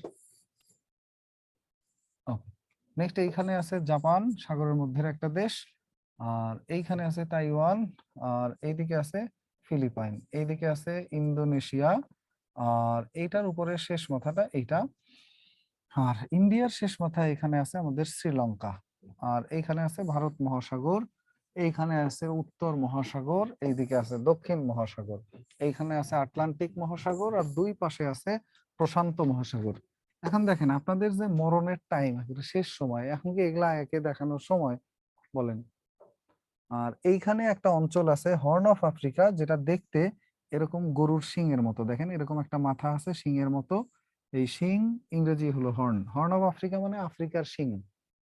এরপরে এইখানে একটা অঞ্চল আছে মিশরের পরে, মিশরের পার্শ্ববর্তী, এখান দিয়ে শুরু হয়েছে, তুরস্ক হইতে এই মাথা থেকে টেনে একেবারে এই অঞ্চলটা পুরোটা, এইটাকে বলা হয় মধ্য প্রাচ্য। প্রাচ্য এটা হলো এই আফ্রিকার মাঝখান থেকে এই পুরোটাকে বলা হয় প্রাচ্য বা পূর্ব ভাগ পৃথিবীর। আর এই পূর্ব ভাগের মাঝখানে হয়েছে বিধায় এদেরকে বলা হয় মধ্যপ্রাচ্য। আর এই অঞ্চলটা পৃথিবীর প্রাচ্যের দূরতম অংশে, এই জন্য এটাকে বলা হয় দূরপ্রাচ্য। এই অংশটা এশিয়ার দক্ষিণ ভাগ, তাই এটাকে বলা হয় দক্ষিণ এশিয়া। আর এই অংশটা এশিয়ার দক্ষিণ পূর্ব ভাগ, দক্ষিণে নেমে আবার একটু পূর্বে সরে গেছে, তাই এটাকে বলা হয় দক্ষিণ পূর্ব এশিয়া। আর এইখানে ককেশাস পর্বতমালার তীরবর্তী কিছু অঞ্চল আছে, এদেরকে বলা হয় চারটা অঞ্চল বা চারটা দেশ, এদেরকে বলা হয় ককেশাস অঞ্চল। ককেশাস ও কৃষ্ণ সাগর এর মাঝামাঝি জায়গায় অবস্থিত। এইখানে স্ক্যান্ডিনেভিয়ান উপদ্বীপে থাকা পাঁচটা দেশ, এই যে একটা, প্রথমটা নরওয়ে, পরেরটা সুইডেন, পরেরটা ফিনল্যান্ড, এইখানে আছে ডেনমার্ক, এইখানে একটা দ্বীপরাষ্ট্র আইসল্যান্ড। এই পাঁচটা দেশকে একত্রে বলা হয় স্ক্যান্ডিনেভিয়ান অঞ্চল। আর এই মাঝখানে এইখানে একটা সাগর আছে, এই সাগরের তীরবর্তী তিনটা দেশ, 1 2 3, এই তিনটা দেশকে এস্তোনিয়া, লাটভিয়া, লিথুনিয়া, এই তিনটা দেশকে বলা হয় বাল্টিক অঞ্চল। আর এরপরে যেটা আমরা বলছিলাম সেটা হলো আপনার কি যেন বলছিলাম, আমার মেজাজ খারাপ, এই সব ভুলে যাচ্ছি। আসলে এগুলার আসলে সময় না এইভাবে একে ঝুঁকে সুন্দরভাবে, কারণ আমি এগুলো আগের ক্লাসগুলোতে একেবারে অনেক ডিটেইলসে আলোচনা করছি, যেটা আসলে আপনাদের এই 15 তারিখ পরীক্ষা মাথার উপর রেখে আজকে 10 তারিখে এটা বুঝায় বলার সময় না, তাই না? 4 দিন অনলি। সো বাল্টিক অঞ্চল হলো কোনটা? এস্তোনিয়া, লাটভিয়া, লিথুনিয়া, এইগুলো। আর হর্ন অফ আফ্রিকায় আছে সোমালিয়া, ইথিওপিয়া, ইরিত্রিয়া, জিবুতি।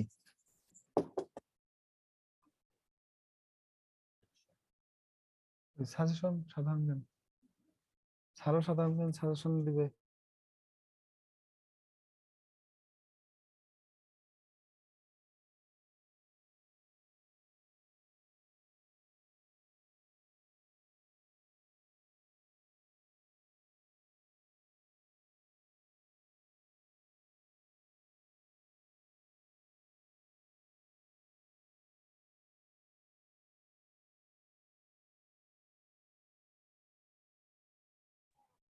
ওকে, তো দেন সোমালিয়া,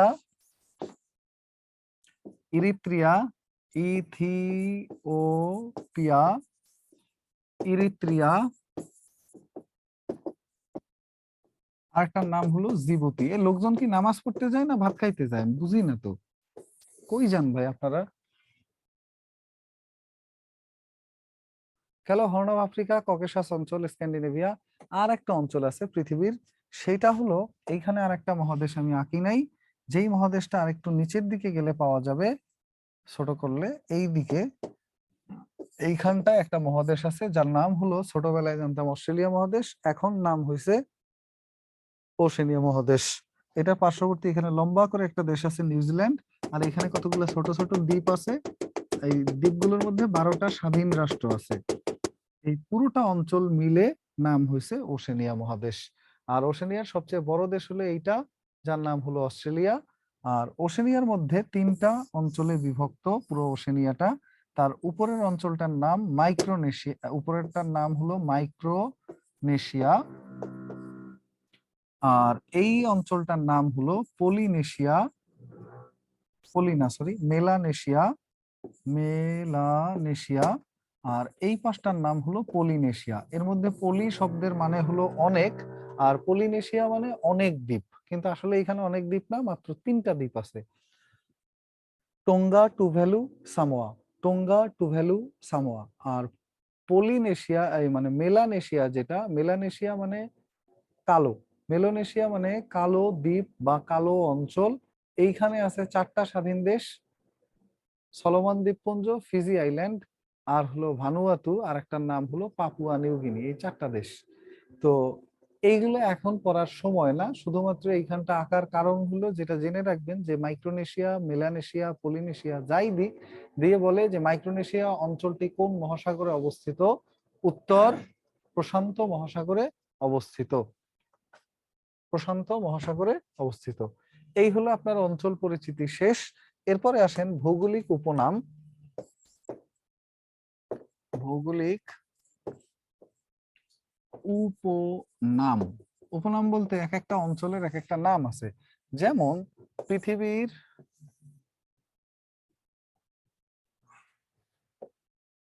নিশীথ সূর্যের দেশ বলা হয় কাকে? নিশীথ সূর্যের দেশ নরওয়ে।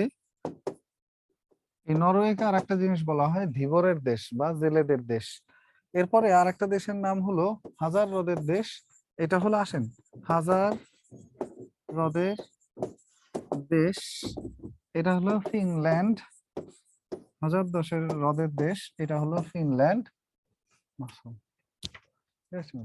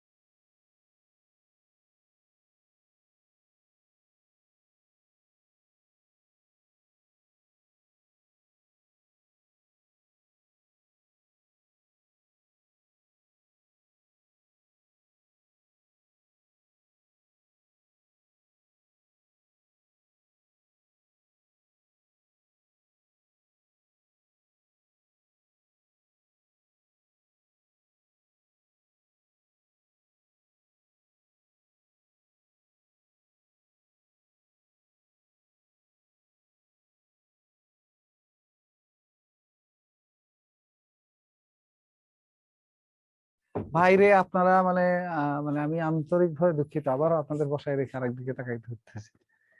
আসলে জাস্ট 2টা থেকে 12টা পর্যন্ত আজকে টানা শিডিউল, মাঝখানে যতটুকু কাজ আবার এইটা ওইটা হাত দিতে হইতেছে। আর প্রতিদিনই এরকম 2-3 দিনের জন্য ঢাকায় থাকলে শুরু হয় সকালে 9টায়, বা যেদিন 11টায় থাকে 11টায়, এইখান থেকে রাত্র 12টা পর্যন্ত টানা চলে। আজকে রাত 12টায় হলো আমি আবার এলাকায় ফিরে যাব, কালকে সকাল 9টায় অফিস, রাত 12টায় গাড়ি, এবং সেই পর্যন্তই টানা ক্লাসের শিডিউল। বুঝতে পারছেন? এই জন্য আসলে আমি আন্তরিকভাবে দুঃখ প্রকাশ করছি। পরের জিনিসগুলো লেখেন। এইখানে আসলে লেখার চেয়ে গুরুত্বপূর্ণ যে আমি যেগুলো লিখে দিচ্ছি শুধু এগুলো পড়বেন। শূন্য জনসংখ্যার দেশ বেলারুশ মানে কি? আরে শূন্য জনসংখ্যা মানে মানুষ বসবাস করে না এরকম না ব্যাপারটা। শূন্য জনসংখ্যার দেশ মানে হলো জনসংখ্যা বৃদ্ধির হার শূন্য, অর্থাৎ প্রতি 100 জনে কতজন মানুষ বাড়ে বছরে, এটাকে বলা হয় জনসংখ্যা বৃদ্ধির হার। হার মানেই যে শতকরাকে বোঝায় সেটা তো জানেন, অর্থাৎ প্রতি 100 জনে কতজন মানুষ বাড়ে বছর শেষে, ওইটা ওই দেশের ক্ষেত্রে 0। আচ্ছা শুনেন, হাজার হ্রদের দেশ ফিনল্যান্ড, নিশীথ সূর্যের দেশ নরওয়ে, মুক্ত ভূমি বা সাদা হাতির দেশ থাইল্যান্ড। আর এই দেশের একটা হলো, এরা কখনো কারো উপনিবেশ ছিল না। এরা কখনো কারো উপনিবেশ ছিল না। উপনিবেশ কাকে বলে? অন্য দেশের অধীনে ছিল না কখনো থাইল্যান্ড। ওকে মাসুদ, ছোট লেকচার আছে, সবগুলো একটা ফাইলে খোলো, একটা একটা করে ট্যাব খোলো, খুলে ওই জায়গা দিয়ে বাছাই করে কয়েকটা চার্ট, মানচিত্র এগুলো নিয়ে নিব মধ্যে টানবি আমরা। লেকচার গুলো সবই আছে না স্লাইড, ওই স্লাইড থেকে কয়েকটা চার্ট বা কয়েকটা স্লাইড নিব এটার মধ্যে, স্পেশাল আইডিয়া। আচ্ছা, আরে ভাই জিকে ফুল সাবজেক্টের শর্ট সাজেশন রাত্র 10টায় একটা ক্লাস আছে, ওই জায়গা থাকেন, ওই সময় আমরা পুরা একেবারে 25 নাম্বারের জিকে নিয়ে কথাবার্তা বলবো। তো মুক্তভূমি বা সাদা হাতির দেশ হলো থাইল্যান্ড। আর হলো ইউরোপের রুটির ঝুড়ি বলা হয় ইউক্রেনকে।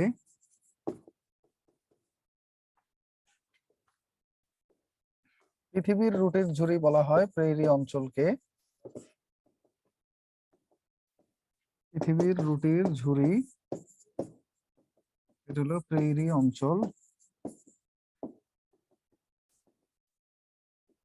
প্রেরি অঞ্চল, পৃথিবীর রুটির ঝুড়ি প্রেরি অঞ্চল। ইউরোপের প্রবেশদ্বার অস্ট্রিয়া।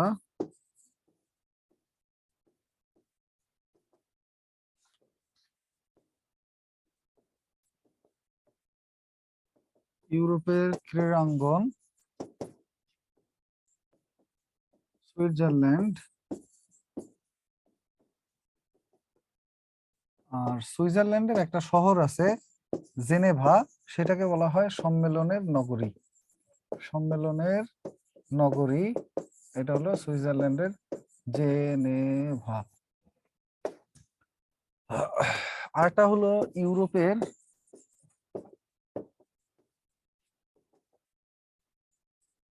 ককপিট, এটা বলা হয় বেলজিয়ামকে। আরেকটা হলো ছিদ্রায়িত রাষ্ট্র বলা হয় দুইটা দেশকে। ছিদ্রায়িত রাষ্ট্র বলা হয় দুইটা দেশকে, ইটালিকেও বলা হয় আবার দক্ষিণ আফ্রিকাকেও বলা হয়। এই দুইটা দেশের মধ্যেই আবার দুইটা করে দেশ আছে পেটের মধ্যে, এই জন্য এই দেশগুলোকে বলা হয় ছিদ্রায়িত রাষ্ট্র। ওই ক্লাসে কিভাবে থাকবো? এমনিই থাকতে পারবেন, পেজে ওপেন লাইভ হবে ওই ক্লাসটা। ওই ক্লাসটার জন্য আমরা রেজিস্ট্রেশন নেওয়া শুরু করছিলাম, একদিনের মধ্যে 10,000-এর বেশি রেজিস্ট্রেশন হয়ে গেছে। এখন 10,000 মানুষকে তো জুমে কানেক্ট করার মতো আমাদের কানেক্টিভিটি যা আছে, তাহলে সব ক্লাস বন্ধ রেখে ওই ক্লাস নেওয়া লাগে। মানে ফ্রি দিতে গিয়া এক একটা জুম তো 1,000 জনের জুম কিনতে হয়। তো এই 1,000 জনের 10টা জুম, আমাদের সব ক্লাস বাদ দিয়ে 10টা জুম তাহলে ওইখানে কানেক্ট করা লাগবে যদি জুমে কানেক্ট করতে হয় এরকম। এই জন্য আবার সেই রেজিস্ট্রেশন নেওয়ার পরেও আবার সেই একই সমস্যায় পড়তে হয়েছে, ওপেনেই চলে যেতে হয়েছে। কারণ ইউটিউবে দিতে হলে আনলিস্টেড করলে সেটা লিংক আপনাদেরকে দেওয়া যায় না যারা রেজিস্ট্রেশন করছেন তাদের। গতকালকে জুমে হয়েছিল প্রথম 3,000 প্লাস ছিল, গতকালকের পর হুট করে আজকে 10,000 প্লাস রেজিস্ট্রেশন হয়ে গেছে একদিনে। নেক্সট আসেন ইউরোপের ককপিট, এরপর হলো নীরব শহর রোম। নিমজ্জমান নগরী, নীরব কিন্তু আবার বানান বুঝবেন না এমন তাড়াহুড়া করে লিখতেছি। নীরব শহর, নিমজ্জমান নগরী এটা হলো হেগ কে বলা হয়, হেগ নেদারল্যান্ডসের হেগ, এটাকে বলা হয় নিমজ্জমান নগরী। নীরব শহর রোম। আরে ভাইরে, আমরা কিভাবে 10টায় ক্লাস দেখতে পারি? ওই ক্লাস ওপেন হবে, বিদ্যাবাড়ির যে ফেসবুক পেজ আছে, ফেসবুকে ঢুকে ওই পেজটার মধ্যে যাবেন, গিয়ে ওইটায় ওপেন করবেন। 10টা বা 10টা 5-10-এর মধ্যে ওটা শুরু হয়ে যাবে। 10টার মধ্যে শুরু করার আমরা চেষ্টা করব। ওকে, নেক্সট আসেন। নিমজ্জমান নগরী হলো হেগ।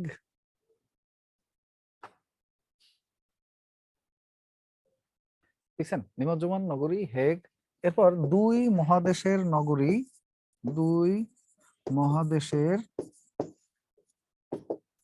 নগরী হলো ইস্তাম্বুল। তুরস্কের একটা নগরী, তুরস্কের ইস্তাম্বুল। এই নগরীর অর্ধেক পড়ছে এশিয়ার মধ্যে, অর্ধেক পড়ছে ইউরোপের মধ্যে, তাই এটাকে বলা হয় দুই মহাদেশের নগরী।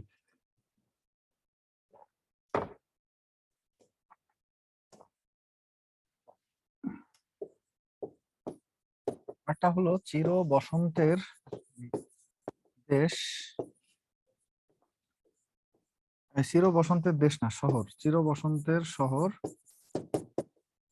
কিটো। ইকুয়েটরের কিটো, এটা হলো চির বসন্তের শহর।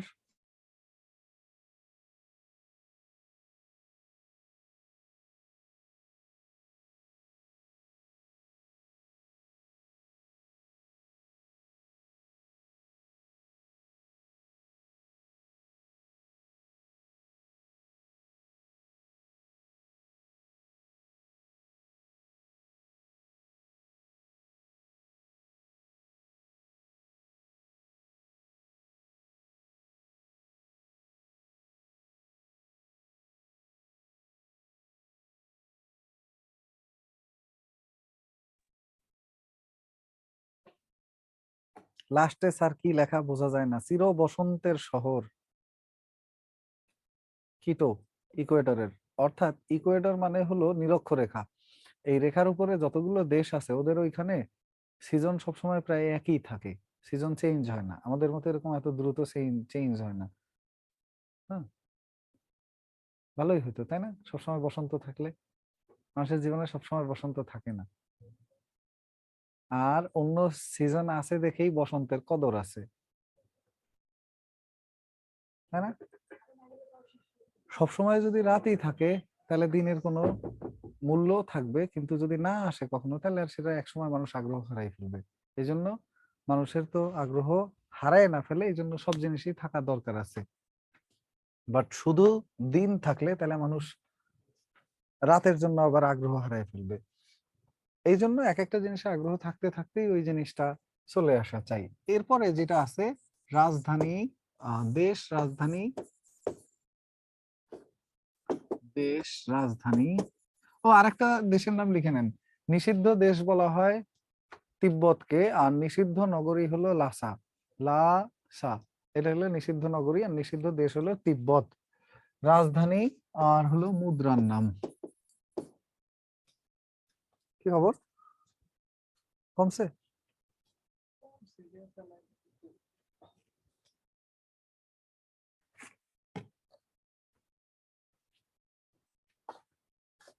গুণে তুই নে কত লাগবে। নেক্সট হলো দেশ রাজধানী মুদ্রায় লিখবেন। ওকে, দেশ রাজধানী মুদ্রা। নিষিদ্ধ নগরী কি? এই যে দেখছেন, এখন প্রশ্ন করবেন নিষিদ্ধ কি, অমুক কি, ওইটা কেন সেটা কেন। নিষিদ্ধ মানে হলো এইখানের লোকজন রাজনীতিতে অংশগ্রহণ করছিল, চীনের যারা শাসক বর্গ এগুলো একেবারে নিষিদ্ধ করে দিছে। ওইখানে যারা তিব্বতের ধর্মগুরু আছে ওরা, এই জন্য ওই দেশটাকে বলা হয় নিষিদ্ধ দেশ। হুম, 7 আর 3 এটা নিবি হলো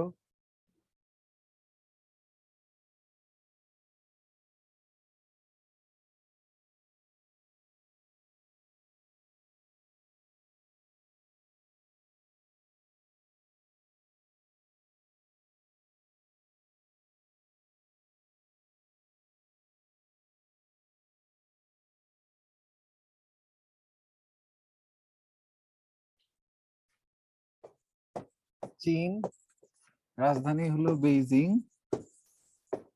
মুদ্রার নাম হলো কি? চীনের মুদ্রা ইউয়ান, জাপান, রাজধানী কি? টোকিও। জাপানের মুদ্রার নাম কি? Yen.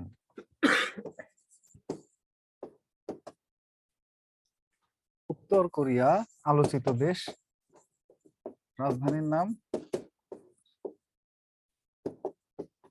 পিয়ং young.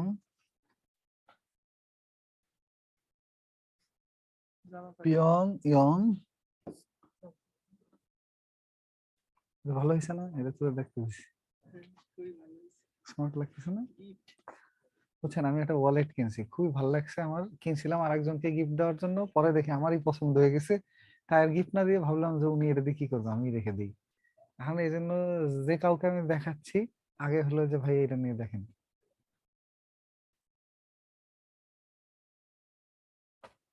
Sir, Bidyabari Facebook পেজের আইডি জানি না, ওই পেজই তো আইডি। ভাইরে, বিদ্যাবাড়ি লিখে ফেসবুকে সার্চ দিবেন, তাহলে বিদ্যাবাড়ি চলে আসবে রাত 10টার সময়। পিয়ং ইয়ং, এদের মুদ্রার নাম হলো ওন। ঠিক আছে, চলে যেতে হবে। মঙ্গোলিয়া, এই রাজধানীটা আসে এই অঞ্চলে। মঙ্গোলিয়া, রাজধানী হলো উলান বাটর। আর এদের রাজধানী, এই মুদ্রার নাম হলো তুগরিক। তুগরিক, দেখছেন? এরপরে এইখানে আফগানিস্তানের মুদ্রার নাম পড়বেন। আফগানিস্তানের মুদ্রার নাম আফগানি। বাট আফগানিস্তানের মুদ্রার নাম যে আফগানি, এটাই জানা নাই অনেকের। হ্যাঁ, পৃথিবীর সবচেয়ে শক্তিশালী মুদ্রায় পরিণত হয়েছে ডলারের বিপরীতে। আফগানিস্তান, রাজধানী হলো কাবুল, মুদ্রা হলো আফগানি মুদ্রা। আফগানি। নেক্সট আসেন, রাশিয়া ইউক্রেন যুদ্ধ করে, ওদের এই জন্য দেশ রাজধানীর নাম জানবেন। রাশিয়া, রাজধানীর নাম হলো মস্কো, মুদ্রার নাম হলো রুবল। Moscow, rouble.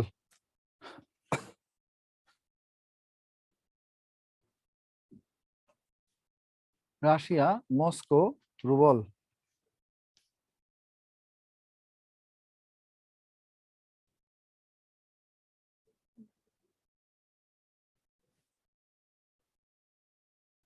দেখছেন? নেক্সট আসেন। হ্যাঁ, চা খাবেন? আচ্ছা,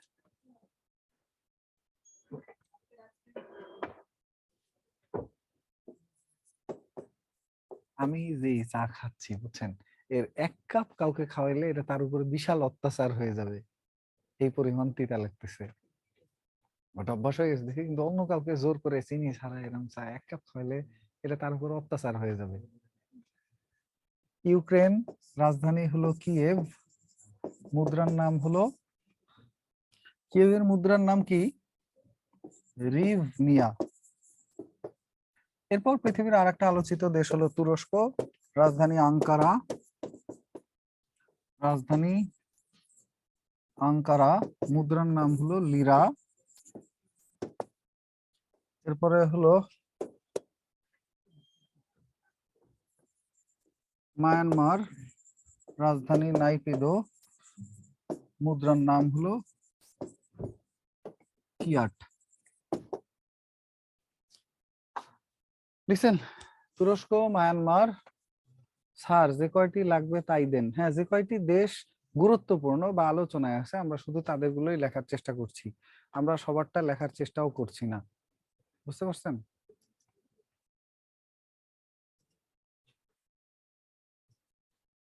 গুটি কয়েক মানুষ হাত তুলে রাখছেন, হ্যান্ড রেইজ করা যাকে বলে, উদ্দেশ্য কি?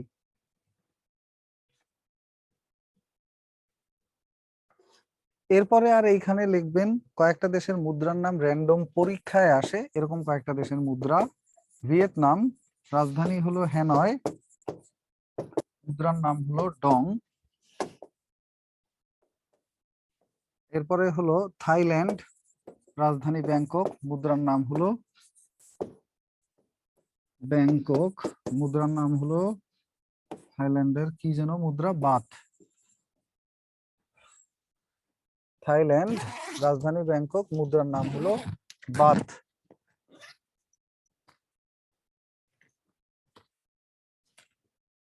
লিখছেন না? থাইল্যান্ড, ব্যাংকক, মুদ্রার নাম হলো বাথ। দ্রুত ফাস্ট দিলেই হবে, টান দিয়ে ফ্লাইট মোডে দিয়ে। নেক্সট আসেন যেটা থাইল্যান্ড, ব্যাংকক, এদের মুদ্রার নাম হলো বাথ। এইখানে আর যাদের কথা লিখবেন সেটা হলো ভেনিজুয়েলা, ভেনিজুয়েলা, কারাকাস, এদের মুদ্রার নাম হলো বলিভার। শেষ। ফিলিস্তিনেরটা লাগবে না, ইসরায়েলেরটা লাগবে। ইসরায়েলের রাজধানী তেল আবিব। যুক্তরাষ্ট্র একবার বলছিল যে এদের রাজধানী হবে জেরুজালেম, তো সেই মর্মে জেরুজালেমের স্বীকৃতিও এরা পাইছিল, বাট জেরুজালেম তাদের রাজধানী এখন আর নাই, কারণ এটা স্বীকৃতি দেয় নাই। পৃথিবীর অধিকাংশ দেশ এটার বিরুদ্ধে নিন্দা জ্ঞাপন করছে। আর ওদের মুদ্রার নাম হলো শেকেল, শেকেল অশেকেল। এরপর আসেন মালদ্বীপ।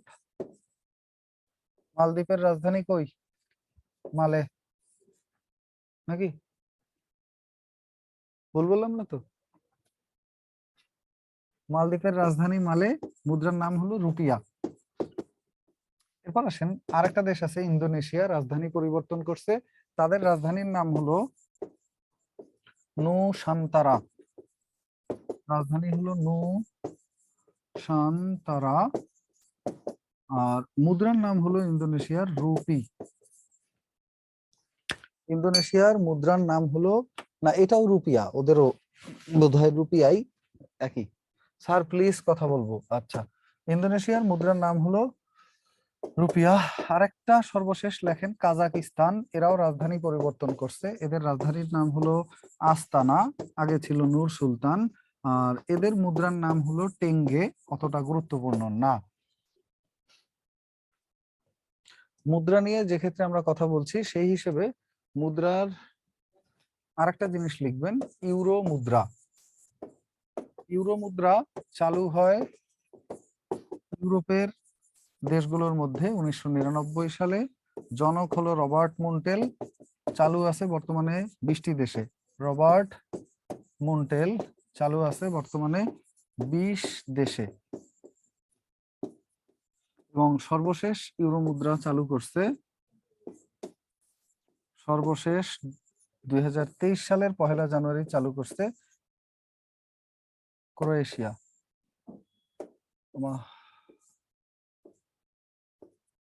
কি হয়েছে এটা? ক্রোয়েশিয়া।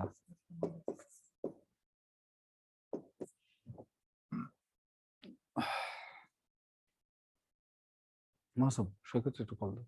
নাম্বার আছে তোমার কাছে? নাই। 0171367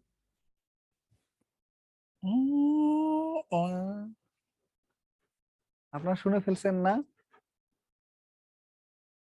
ক্রোয়েশিয়া, ক্রোয়েশিয়া।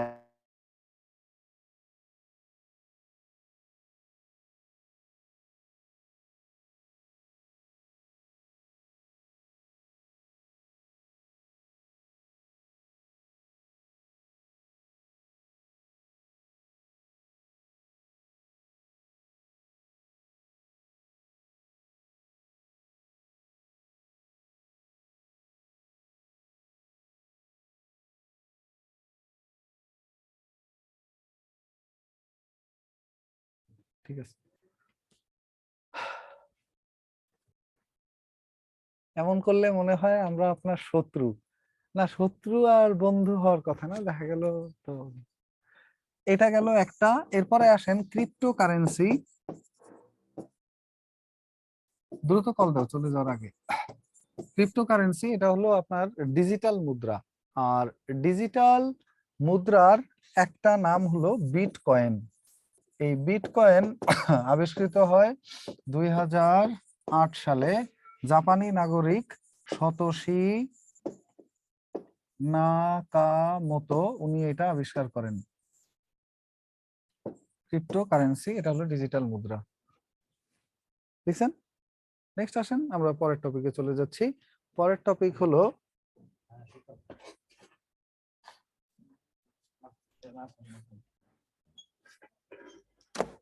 ওকে, পরের টপিকে চলে যাচ্ছি। হ্যাঁ, পরের টপিক হলো ভাষা। ভাষা বা ভাষা চিত্র। ভাষার জাস্ট লিখবেন বিশ্বের সবচেয়ে বেশি ভাষা চালু আছে কোন দেশে। বিশ্বে প্রচলিত ভাষা আছে 7,500 এবং তার মধ্যে সবচেয়ে বেশি ভাষা প্রচলিত আছে পাপুয়া নিউগিনিতে। পাপুয়া নিউগিনি 854টা ভাষা প্রচলিত আছে। আর এরপর ভাষা প্রচলিত আছে রাষ্ট্রভাষা সর্বাধিক, এগুলো কিন্তু সব সর্বাধিক। সর্বাধিক রাষ্ট্রভাষা আছে ভারতে, স্বীকৃত রাষ্ট্রভাষা 22টি। আর বিশ্বের সর্বাধিক ব্যবহৃত ভাষা, এগুলো সবই সর্বাধিক। সর্বাধিক ব্যবহৃত ভাষা হলো ইংরেজি। আর বিশ্বের সর্বাধিক ব্যবহৃত মাতৃভাষা এটা হলো মান্দারিন, চীনের ভাষা। এবার আসেন এই দুইটা ক্ষেত্রে, ব্যবহৃত ভাষার ক্ষেত্রে বাংলা ভাষার অবস্থান হলো পঞ্চম, মাতৃভাষার ক্ষেত্রে বাংলা ভাষার অবস্থান হলো সপ্তম। এই দুইটা কথা লিখলেই মোটামুটি মাতৃভাষার বিষয়টা শেষ। লিখছেন?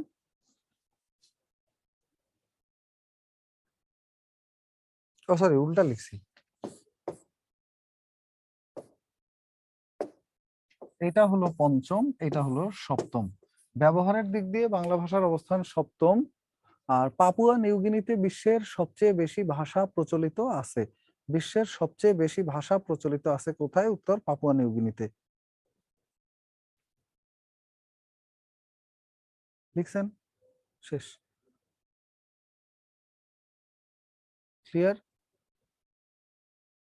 সর্বাধিক ব্যবহৃত ভাষা ইংরেজি, সর্বাধিক ব্যবহৃত মাতৃভাষা মান্দারিন। ব্যবহৃত ভাষার মধ্যে বাংলা ভাষা সপ্তম অবস্থানে, ব্যবহৃত মাতৃভাষার মধ্যে বাংলা ভাষা পঞ্চম অবস্থানে। এরপর আসেন, এক কক্ষ বিশিষ্ট আইনসভা আছে কোন দেশে? এক কক্ষ বিশিষ্ট, এগুলো হলো আইনসভা, আর একটা হলো দ্বিকক্ষ বিশিষ্ট আইনসভা। দুই ধরনের। এক কক্ষ বিশিষ্ট আইনসভা আছে ইরানে, নাম হলো মজলিস। ইসরায়েলের আইনসভার নাম হলো নেসেট। ইসরায়েলের আইনসভার নাম হলো নেসেট। দেখছেন? আর এছাড়া লিখবেন মঙ্গোলিয়ার আইনসভার নাম থুরাল। মঙ্গোলিয়া, এদের আইনসভার নাম হলো থুরাল। আর এরপরে লিখবেন ডেনমার্কের আইনসভা। হ্যাঁ হ্যাঁ, ডেনমার্কের আইনসভার নাম হলো ফোকেটিং। আর আরেকটা লিখবেন নরওয়ের আইনসভার নাম স্টর্টিং। জাস্ট মিনিট, নরওয়ে হলো স্টর্টিং। আর একটা জিনিস লিখবেন দ্বিকক্ষ বিশিষ্ট আইনসভা আছে যেসব দেশের: ভারত, মিয়ানমার, জাপান, যুক্তরাষ্ট্র, একটা হলো যুক্তরাজ্য। এই কয়টা দেশের আইনসভা দ্বিকক্ষ বিশিষ্ট। এটা একটু লিখে রাখেন। যারা লিখতে পারেন নাই তারা আস্তে করে স্ক্রিনশট নিয়ে নেন, কারণ আমরা একেবারেই শেষ পর্যায়ে, মিনিট খানেক আছে, পরীক্ষার লাস্ট 10 মিনিট। হ্যাঁ, ওরকমই আমরা লিখছি, পরীক্ষার লাস্ট 10 মিনিটের মতো। যারা হ্যান্ড রেজ করছেন আমি কোনোভাবেই আনমিউট করতে পারলাম না, এটা খুবই দুঃখ। আসেন 1 সেকেন্ডের মধ্যে আনমিউট করে দেই আপনাদের দুইজনকে। কি কি বলবেন? যারা অনেকক্ষণ হ্যান্ড রেজ করে রাখছেন ওনাদের আনমিউট করা আছে। দেখেন, রিকোয়েস্ট আছে। রহমান ভাই অনেকক্ষণ আগে বলছিলেন আনমিউট করেন, করা আছে। দেখেন, রিকোয়েস্ট অ্যাকসেপ্ট করলে কথা বলতে পারবেন। বলেন, আপনি বলবেন হ্যালো, না আসসালামু বাচ্চা আলাইকুম। বলবে? ওয়ালাইকুম আসসালাম। আসসালামু আলাইকুম স্যার। স্যার। হ্যাঁ, স্যার, আমরা প্রথম থেকে তো রেগুলার ক্লাস করছি, তো আমাদের গণিত সাজেশনটা দিল, তো আমরা তো অন্য সাজেশন গুলো পেলাম না। যেরকম গণিত রফিক স্যার ওই দিন সাজেশন দিল আমাদের পিডিএফ ফাইল আকারে, খুব ভালো লাগবে এই আচ্ছা। সাজেশন গুলো। আজকে তো আমরাও চাচ্ছি স্যার আপনি থেকে এরকম সাজেশন, তা আপনিও স্যার আমাদের একটা পিডিএফ আকারে একটা সাজেশন দেন। লাস্ট মিনিটে স্যার আপনাদের কাছে আর অন্য কোনো রিকোয়েস্ট নাই, আমাদের একটাই রিকোয়েস্ট, সবারই এটা দাবি। আচ্ছা আচ্ছা, স্যার, স্যার এটা যদি পূরণ করেন আমরা খুব আন্তরিকভাবে ঠিক আছে। সন্তুষ্ট থাকবো। স্যার, স্যার সাজেশনটা স্যার আমাদের এই ইসে দেওয়া যায় না স্যার? পিডিএফ আকারে দেয়া দেখতেছি। যায়? ঠিক আছে, তাহলে আমি এইখানে বিদায় নিচ্ছি, একেবারেই শেষ পর্যায়ে। আমরা ভালো থাকবেন সবাই, দেখা হবে আবারও। সেই পর্যন্ত সবার জন্য অনেক শুভকামনা রইল। আল্লাহ হাফেজ।